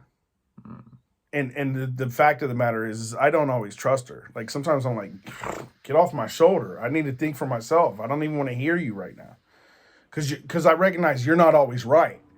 Like your way of doing things, we don't always agree. And so there's like this battle. Like and it's funny because my mom literally lived 4,000 miles away from me for like all my adult life. Like 18 on. But she was still a very powerful. It still is. I mean, and I love my mom. My mom's a good person overall. Don't get me wrong. But you know, a lot of the ways that she taught me how to look at the world and interact with the world, whether she taught them to me, whether she applied them or not, I did. You know what I mean? Like a lot of the things that I do are part of what she taught me. She just didn't utilize the same things. Well, now and think about this, because Carl Jung is the guy who, you ask him if he thinks God exists, he says, I don't have to think about anything. I know God exists. Mm-hmm. He's the one who comes along and says, human psychology is more complex than just these three things. Yeah, there's more than just these three functions. Mm-hmm. Freud, on the other hand, is the very secular, the materialist, atheist, evolutionary thinker who comes up with the three functions. Who tells me I just want to sleep with my mom? Yeah. Now think about it like this. Why'd you make that face? You didn't know that about Freud? Sorry, you weren't even listening. You didn't know that about Freud? That Freud thinks everybody wants to sleep with their mom? That's like the root of like what motivates us in Freud's view is that women want to be with their fathers and men want to be with their mothers. Well, yeah, the idea is it's the first quote unquote sex symbol in anybody's mind. It's your first relationship with the opposite sex. Yeah, it's your opposite gender parent. I'm going to say sex because I don't want to get into all the gender bullshit. Anyways. But yeah. The thing about it like this, and the way Freud has it framed, this is the secular guy. It's you in the middle. Mm-hmm. And in the left hand, you have the id. Mm. And on the right hand, you have the superego. Mm-hmm. And these two things are always in tension with each other. Mm-hmm. There's your individual animal urges and instincts and desires and Sure. wants. And then there's... The devil on the shoulder. Yeah. And then there's the big picture. There's where do I fit in the grand scheme of things? Mm-hmm. How are my actions conducive to the whole? Right. So for Freud, you have the id and you have the superego. In Christianity, you have demons and angels. Mm-hmm. These are very, this is the secular founder of psychoanalysis. This is the way he frames it. Mm. Because he thinks this is going to replace this. And Carl Jung is the guy who comes along and evolves a lot of Freud's ideas and says, this is the problem. This basic bitch framework. This basic bitch framework. That we give people for processing the ideas that float through their own heads. Mm-hmm. The ideas in your heads are not yours. Not if you're not the one doing the framing. Mm. If everything is framed for you in terms of, well, there's the demonic influences in your life, and then there's the good guy influences in your life. Or there's the animal urges, and then there's the pro-social urges. If you try to frame everything between those two goalposts, Carl Jung comes along and says, you're never gonna actually see God. And you're gonna be terrified. You're gonna be horrified at the idea of meeting God. There are a lot of people that are. And it's sad. I mean, not to say it's not scary at times, but because the way you're describing it, so the ego kind of fits in that battle, right? Is that the ego kind of slides on this spectrum of id versus superego? The best way to think of the ego is it's your self-aware self. Your self-aware self. It's the box all the things you understand about yourself fit neatly into. Mm. Your ego's the one there. Your ego's stuck steering the ship. But the id is the weight. So the ego's the one that chooses. Do I listen to the devil or do I listen to the angel? Mm. Is that... I'm asking. Yeah. It's the fulcrum. It's the thing everything else balances See, on. for me, part of this is that humans love a binary system. Almost as much as computers, right? Computers like the 1 or the 0, right? That's all it is. Humans like a binary system too. Humans are, is it good or is it bad? And a lot of humans really like this idea that, there's a classification of good and there's a classification of bad. I don't see the world through such a lens. I don't see and this is where the LGBTQ alphabet group has helped me in just accepting this. Let's just change our paradigm and say maybe it's not black and white. Maybe it's all gray. And in order to make gray, you've got pixels of black and pixels of white. And they mix. So this idea of what is right and what is wrong, what is good and what is bad. Don't get me wrong. I do believe that a person that acts so selfishly that they rape, a person that acts so selfishly that they throw grapes at another person. So I had to try to save our monetization that we don't have. You can't say the R word anymore. George Carlin, we need a whole nother list of words we can't say, bro. Because I can drop fuck bombs and shit bombs all day long, but if I drop grapes and other certain words, I get penalized. And that's the other thing. Right and wrong changes over time. Human judgment of what is good and what is bad changes over time. I agree, but I don't think it's haphazard. My point is that living in a binary world where it's this or that, I think closes so much available to perceive that if we can't understand the idea that one event can happen and it can have positive and negative effects. It can have short-term negative effects and long-term positive effects. It can have short-term positive effects and long-term negative effects. Right? And so one thing that we look at in an instant, we really don't know whether it's good or bad. Right? And so this whole dance on the shoulders of do this or don't do that, who really is the arbiter of good and bad? Well, it's like a spectrum. That's what I was saying. Yes. To me, I'm going to interrupt you here because that is what I was saying, right? To me, I don't, it's all gray, right? Now, does that mean that I'm going to go out and throw grapes at a little kid? No, right? No. That selfishness, to me, that's where the evil comes from. To me, I will, and this is my classification, and I recognize it. My classification is if you make your life better by shitting on other people, by hurting other people, that's evil. I don't care what it is. I don't care if it's you need that big fat ass diamond on your ring, and so some kid in the Congo has to slave away for you, and some jeweler gets rich off of it.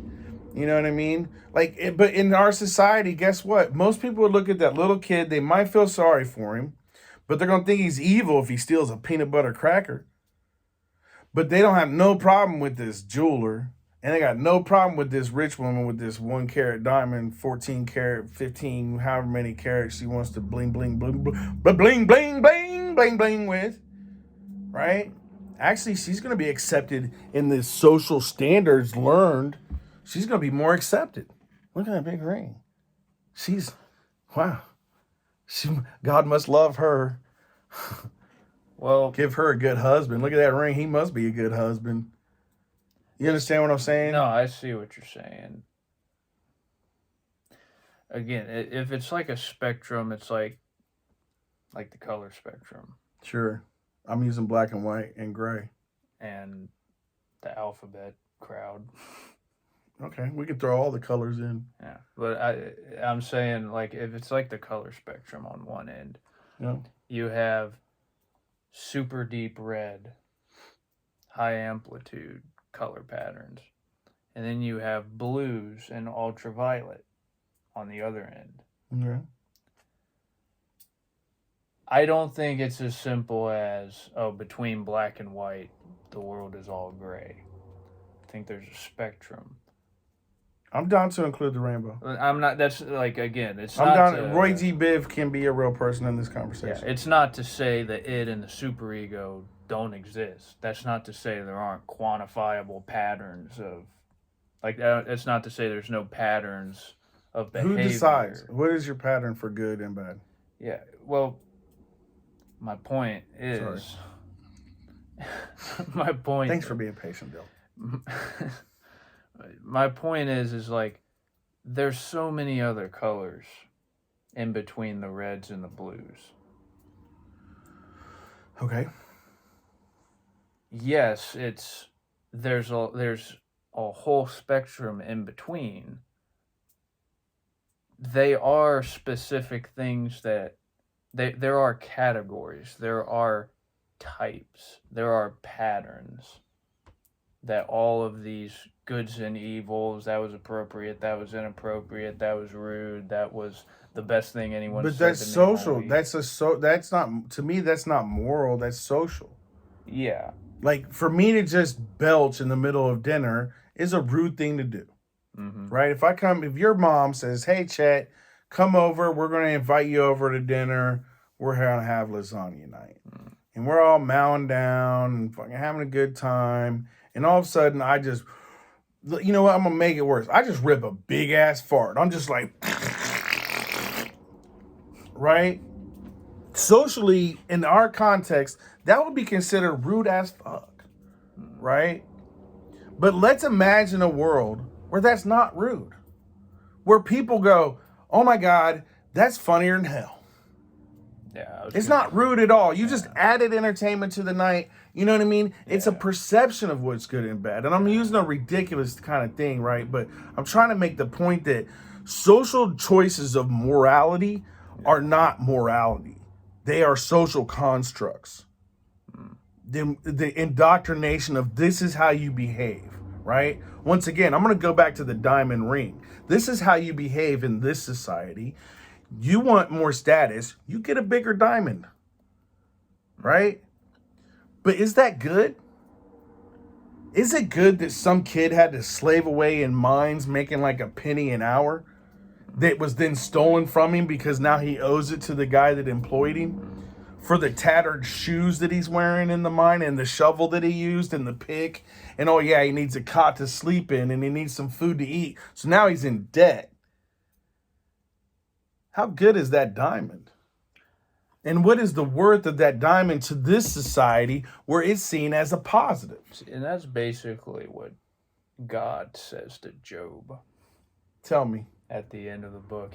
God basically shows up and says, "Oh, you're gonna complain? You think you got problems?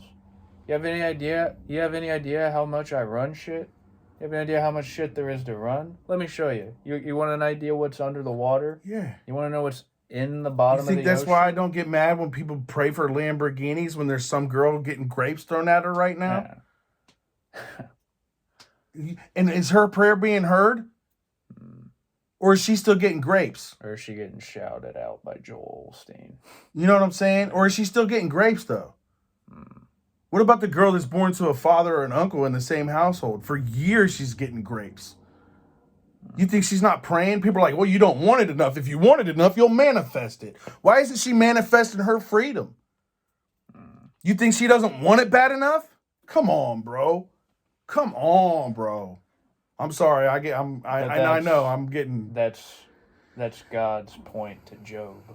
And that's my point, though. That's my point to this podcast. Yeah. Is that this idea of this is good and this is bad, for the most part, is it's just a social construct. It's just, this is how you're cool. If you want to be cool, you follow these rules. If you want to be part of the cool kids club, then these are the things you do, right?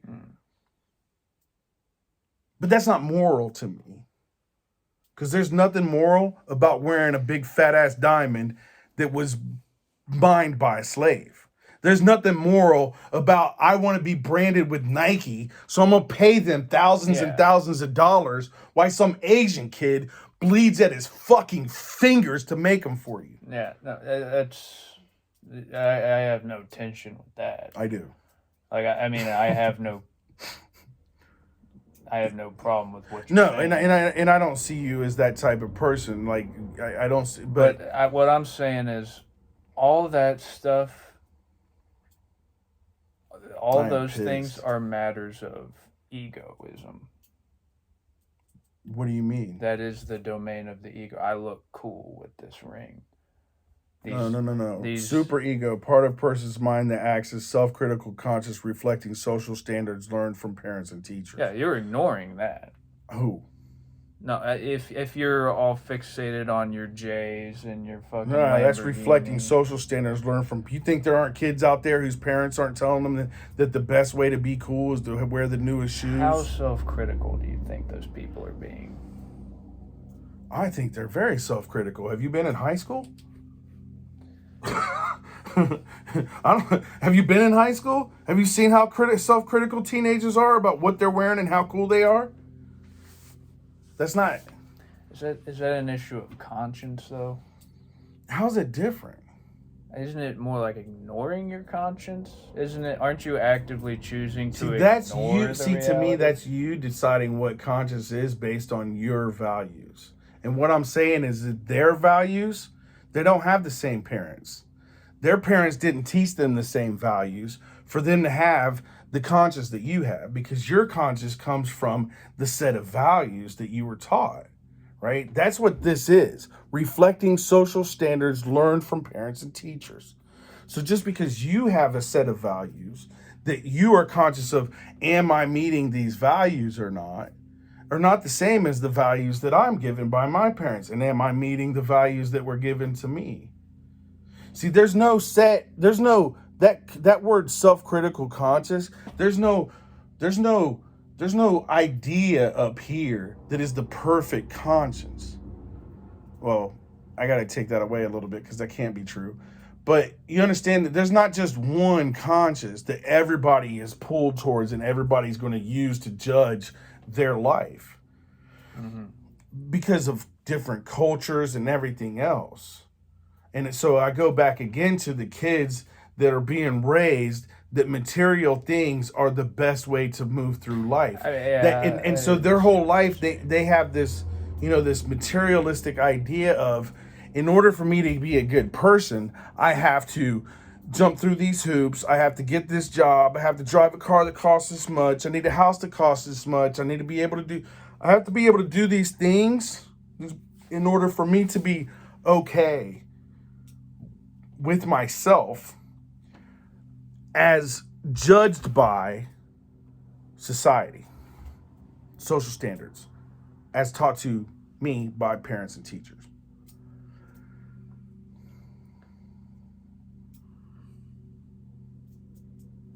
And I think one of the biggest things, and where I'm catching you right here, is that you have a certain value system.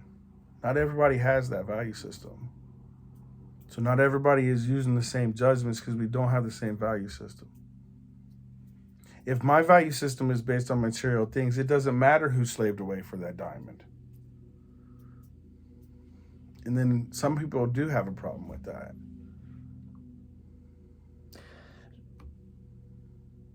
Okay, so this is where my hiccup is it sounds to me like on the one hand you're saying, yeah, there's blacks and there's white.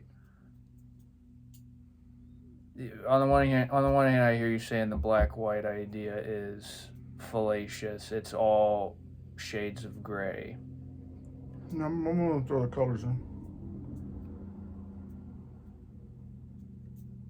I mean, is there such a thing as good and evil? Well, so again, I'm using my definition and my perception, right? I'm just a simple, dumb human.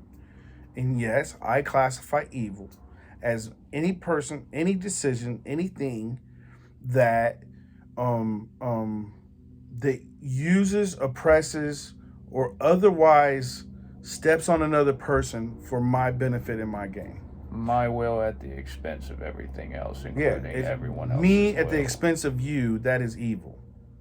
So to me, yes, it is evil for us to look at a social status of a diamond. Mm-hmm. And yes, I think it's evil not only for the woman to wear it, the man to buy it, the society to that says this is where you're cool or not. And for a society that will look at the jeweler as if he's some success. Mm-hmm. Meanwhile, there's some African kid in the Congo who is living a miserable life and working long hours in that mine and being beaten. He's getting grapes thrown at him, whatever.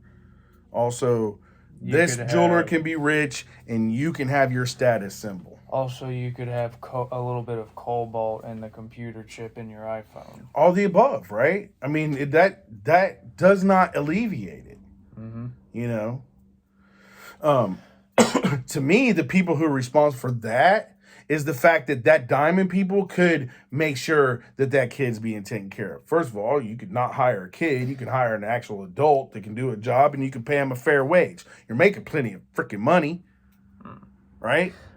You know, I mean, these diamonds sell for thousands and thousands of dollars. This kid lives in the country. If he, according to the commercials, he can survive off $1 a day.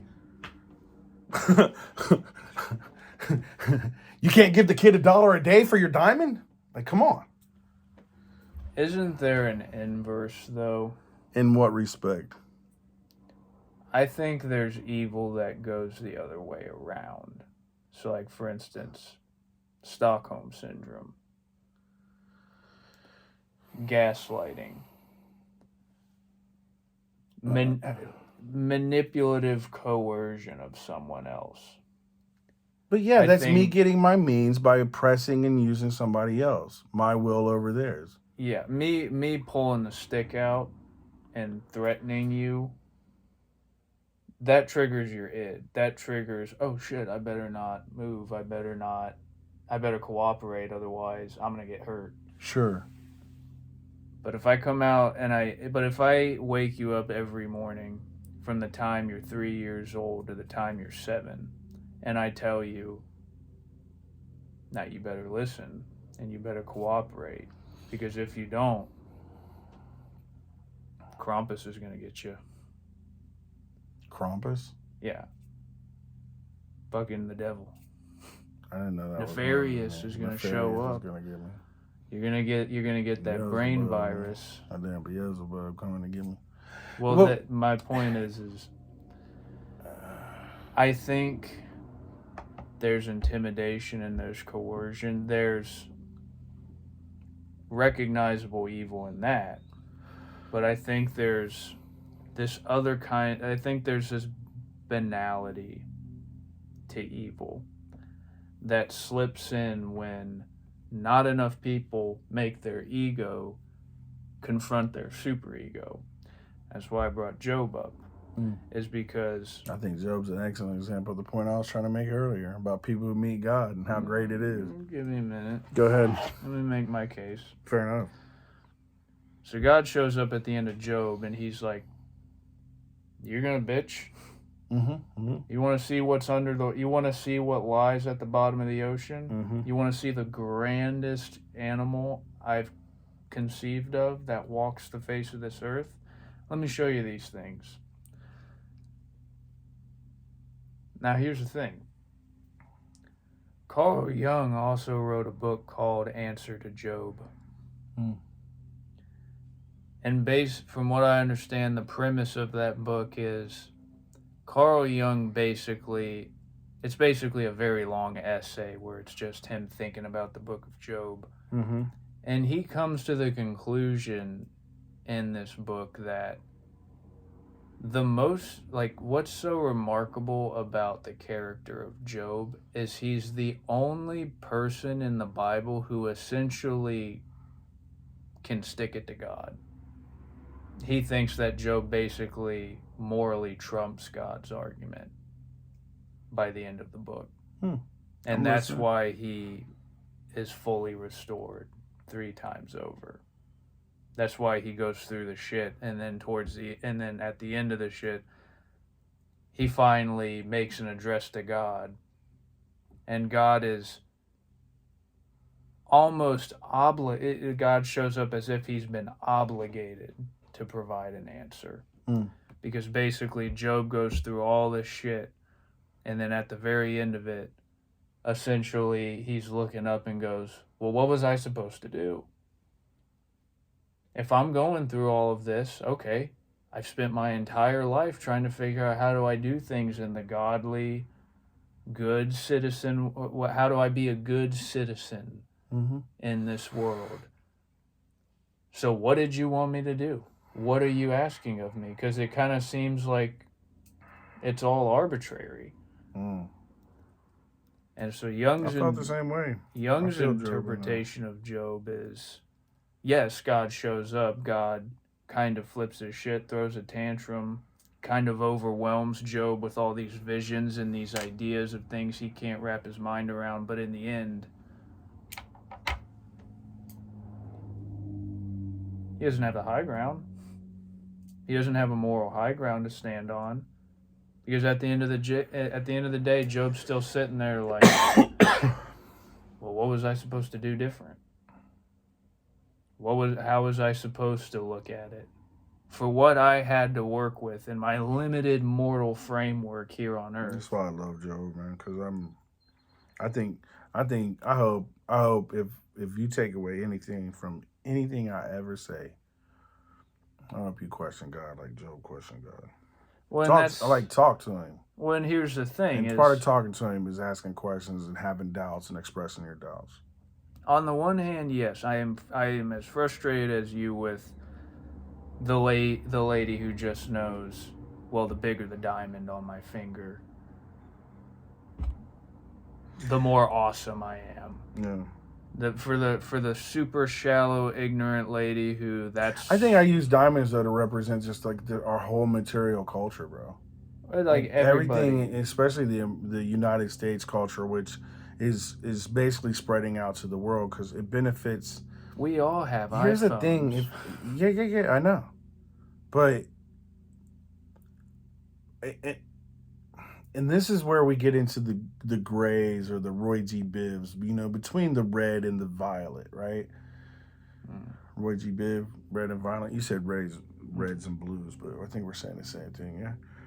And this idea. So earlier you're talking, and I'm thinking, my definition of evil is anybody that uses and oppresses somebody else for their own gain.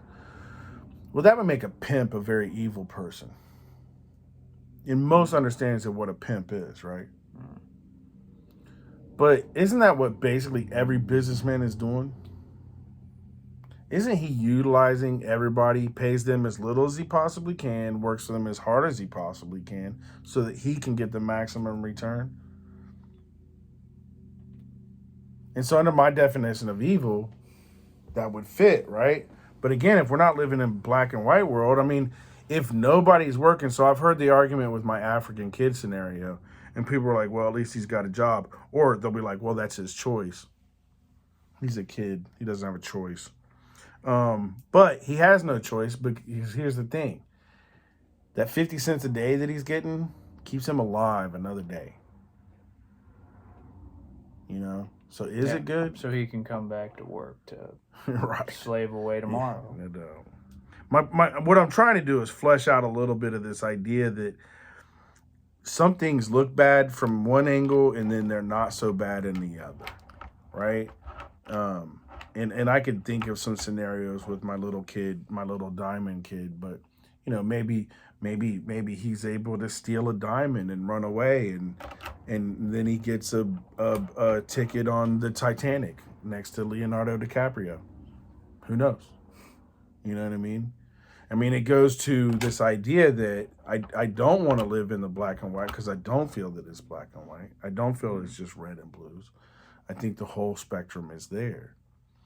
And so there's an old kind of a Japanese cone. So the farmer has a son, and his son is out in the field plowing, and the neighbors come up and they're like, wow, man, you're such a lucky man. You've got such a strong son, and he works so hard, and he's plowing in the field, and he's doing all this stuff for you. And the guy's like, yeah, sure, yeah, it's nice. We'll see, And then like the next day, the horse, the son is riding a horse, and he breaks his leg, right? Because he falls off the horse. And the neighbors come by and they're like, oh my God, that's so bad. Your son broke his leg. This is too bad. He's not going to be able to work. You're going to miss harvest. You're not going to get all this food. You're going to, so many bad things are going to happen as a result of this. And the old man's like, yeah, we'll see. The next week, the army comes through to recruit because they got to get ready for war. And they're taking all the healthy young men. Well, they don't take the farmer's son because he's got a broken leg. And so all the neighbors come by and they're like, oh my God, isn't that great? Your son had a broken leg and he didn't get taken off for the war and da-da-da-da-da-da-da. And then the old man's like, yeah, we'll see. And the point of the story is that you don't, one thing can look bad in the short run and be good in the long run. It can look bad or vice versa. So in that regard, from that level of what is good and what is bad, right? If I use my diamond kid maybe if he wasn't working in that mine, and I'm just playing devil's advocate on my own self a little bit, but again, maybe by working in that mine, he's able to steal something. And a lot of us would see stealing is bad, right? But let's say he works for like a year and he's working grinding his, to the bone, and he's eating ugali all day because that's all they'll serve him. And you don't even know what ugali is, do you, good citizen? You know what ugali is? You know what ugali is? Mm-hmm. Look up ugali. Somebody put it in the comments. Ugali is like one of the biggest staples of the world. People don't even know about it. Really? Yeah. Ugali is a corn maize product that is very popular in East Africa, and throughout Africa. And it's not ugali corn. It's just straight ugali. They don't even call it corn. It's maize. That's one in the world. Huh? Enter. It's not one in the world. Is your Let's internet? Bugged out for a second. Click the search little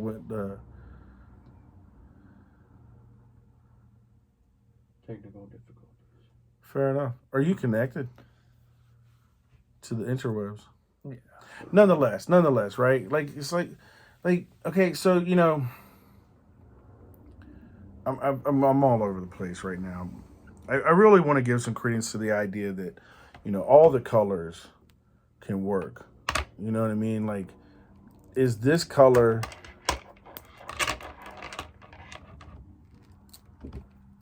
better than this color? That's why I use black and white, because black and white, most people understand that as, this idea of light and darkness, or good and evil, or, all those dichotomies. But at the end of the day, like, in the grand scheme of things, and I would posit that in God's perception, I think one of the things Jesus was trying to tell us is that the way we look at things is not the same way God looks at things. Who's God love more, the antelope or the lion?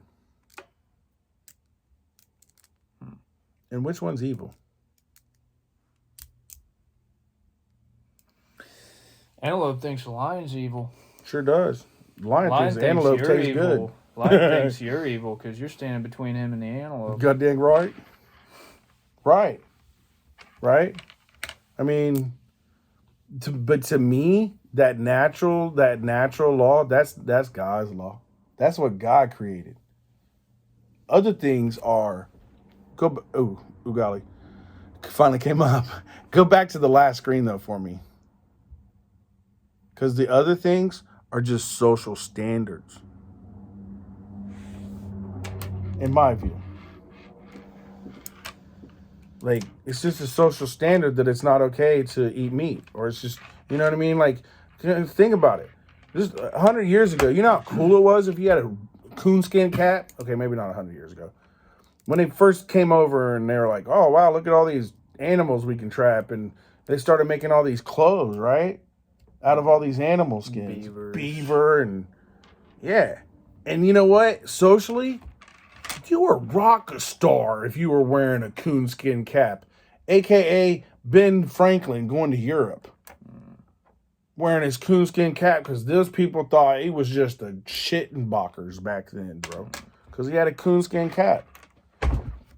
Is that a moral thing? Is it okay to kill animals? I can tell you right now, the world has changed. There's a lot of people that tell you it would. There's a whole organization that I dare you to wear a coonskin cap today. I dare you.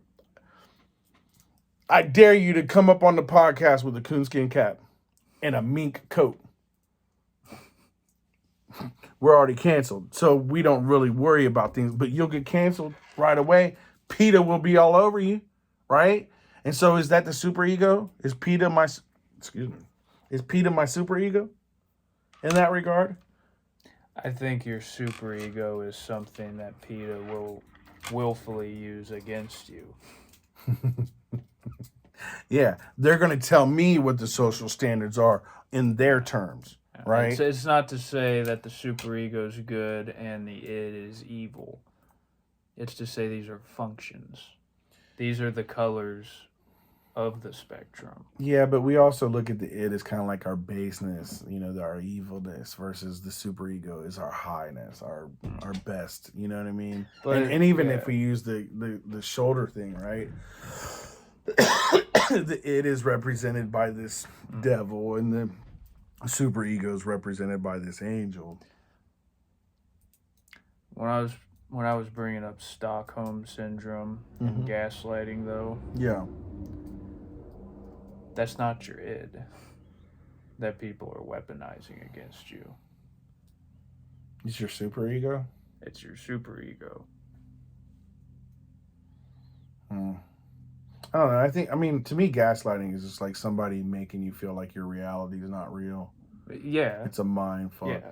And so, But it's forcing you to question the validity of your own conscience. Do I really know what's up? Or am I just nuts? yeah, Am I just on one? right. That's what I mean. Is it's like you can weaponize people's ids. You can whip people up into a mob, Yeah. into a riot. Sure. And you can also tear people down with their superegos. Mm-hmm. And again, like that's watching that movie last night. I'm listening to this dialogue in this movie where the demon's explaining, well, look, you're limited to this weird, gross, buggy body. But I'm something more sophisticated. I am an idea made manifest. I am a living idea. And he's explaining, look, from my perspective, you're totally arbitrary.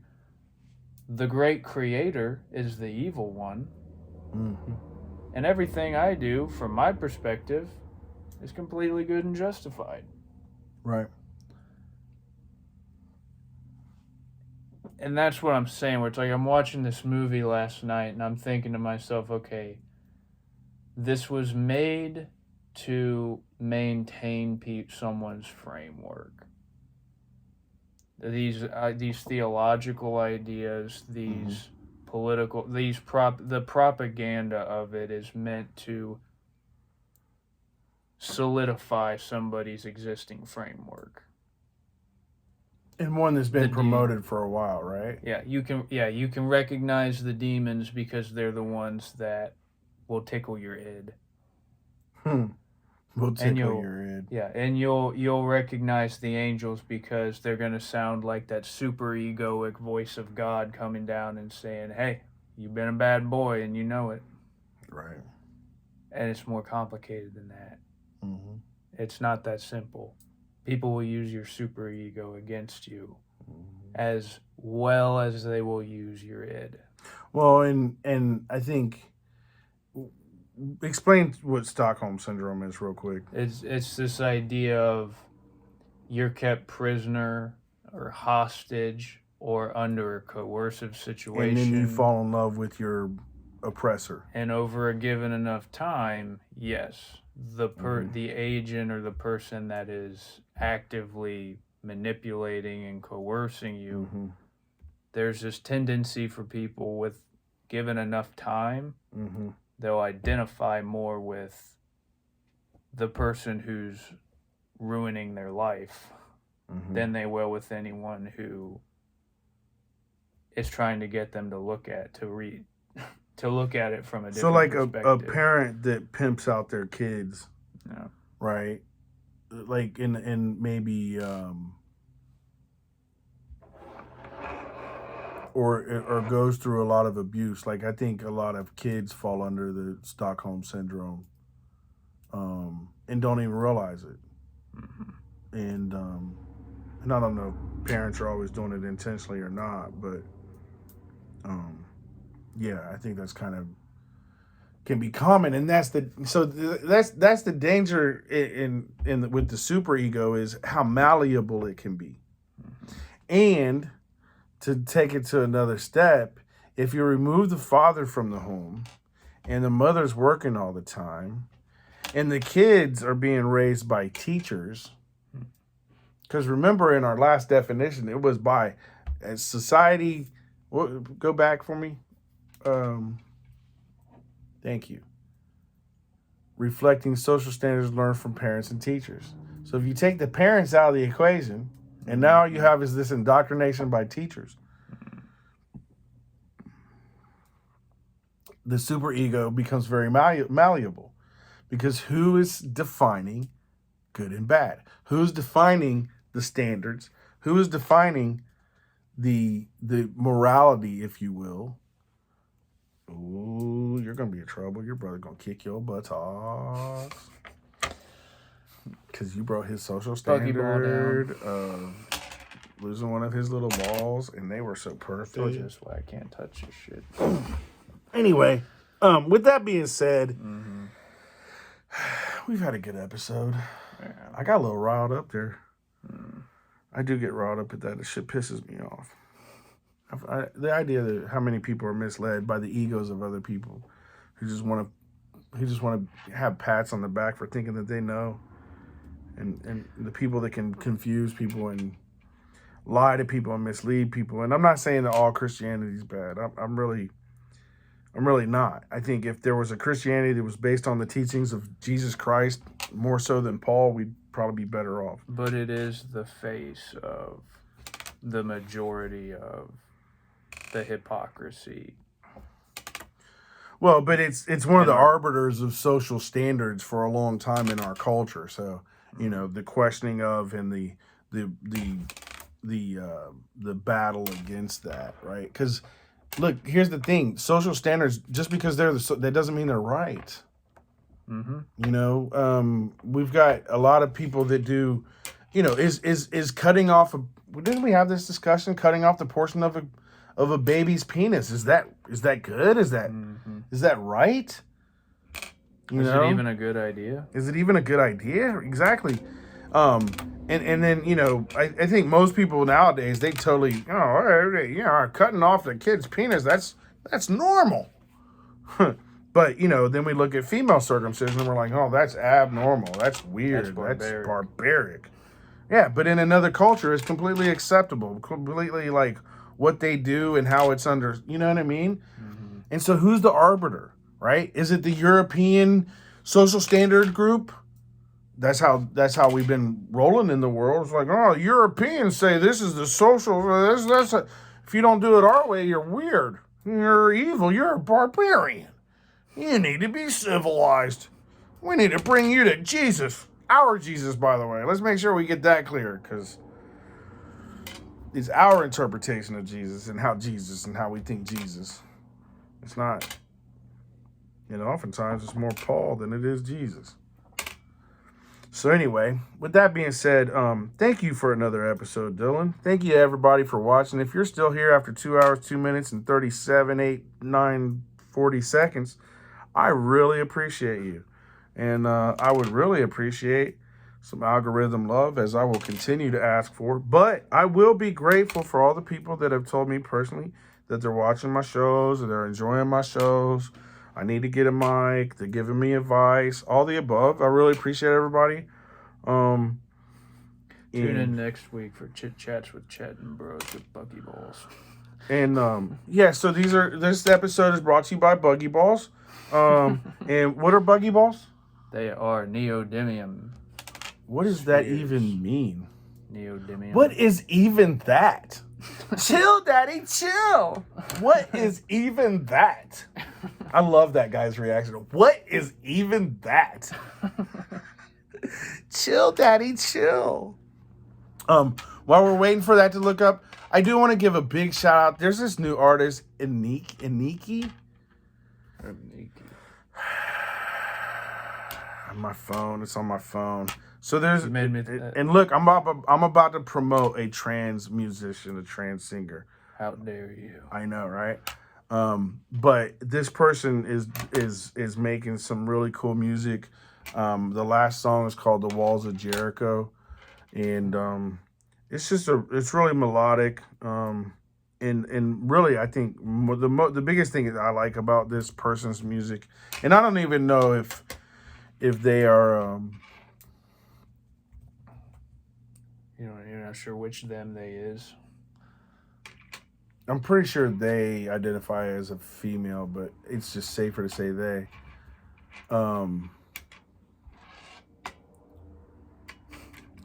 Sorry, I got should because he's have- trying to look it up, and I'm thinking about helping, and I'm like, look like Iniki, I think maybe, and then Jericho. We should have a Iniki. segment, a special week. Iniko, there goes. Iniko Jericho. It just passed. Go back. There you go. Because of copyright, I'm not gonna play this, but I just really like the words. I think a lot of Christians would listen to this and think that this person is a demon coming to take us away. And I can understand their perception because that's how their super ego would see it. I don't. I think music is this really cool form of communication on all three levels. I just want to recommend it. And I don't, in this regard, look, I'm high. I'm from outer space. I got Milky Way for blood, evolution in my vein. I'm gone. I've been far away. I'm a luminaire now, and I make moves, start waves. I've been dreaming about flying for a long time. Had a vision from the graves they want to co-sign. Artificial intelligence, new AI. I'm your future, past and present. I'm a fine line. I don't even know. And I mean, I can definitely see people going, I'm a missing link. And they're like, oh, that's trans. No, I don't see that. This is a really spiritual song to me. And I love the not the pre-chorus. When I move, it's an earthquake rumble. I will never, ever fall, never stumble. And I don't need to be, I don't remember the cadence there. Break down walls like Jericho crumble. And I love that biblical reference in a sense, like, because so many people like do the whole Babylon will fall, but isn't that the one where they walked around with the trumpets and the walls fell? So this is a musician, right, who's got a really good voice. I don't know if they're using any kind of cheats. Probably in this day and age, auto-tune is like par for the course. Again, in my mind, my super ego says, if you're using auto-tune, you're cheating, but nobody cares anymore, right? So the rules change. Like what's good and bad changes. That's my point. Anyway, so go back to, sorry, I totally got distracted because you were looking that up and then you looked this up. Thank you, good citizen, by the way. Go back to the these things. Neodymium. So the neodymium is a chemical element with the symbol Nd, an atomic number of 6D. It is a fourth member of the lanthanide series and is considered to be one of the rare earth metals. It is hard, slightly malleable, silvery metal that quickly tarnishes in air or moisture. So apparently these have been painted a little bit so they don't do that so much. And they're just like, it's basically like these little magnets that you get to play with. And they come in, like we do the strings, or you can do the rings, right? And I thought as I'm playing with it, I realized, I'm like, oh my God, this is Roy G. Biv, right? It's like being able to bend little water drops. Bend water drops. This sounds mystical. Bam. Yeah. All right. But yeah, isn't this Roy R? Oh, that didn't work out for me. You're still watching, and I appreciate you. You know why? Because if you're still watching, you probably love me. And you're probably not even listening anymore because this is just playing in the background while you do other stuff. And for that, I love you. My super ego says you're doing the right thing. Roy, oh. Can anybody guess what the Y stands for in Roy G. Biv? Do you even know what Roy G. Biv is? Have you ever met him? Spectrum. Yeller? Yeah. Anyway, one of my favorite colors, green. G. That's where the G comes from. OG. Biv. What is Biv? Blue. Indigo. I'm going to call this fuchsia thing indigo right now because that's what we got. And violet. Uh-oh. Good citizen, we got issues. We've got an extra color. This isn't in the rainbow. My super ego's having problems with this because this doesn't fit my social construct. Have a great day, y'all. Thanks for watching. See you next Thank time. you all.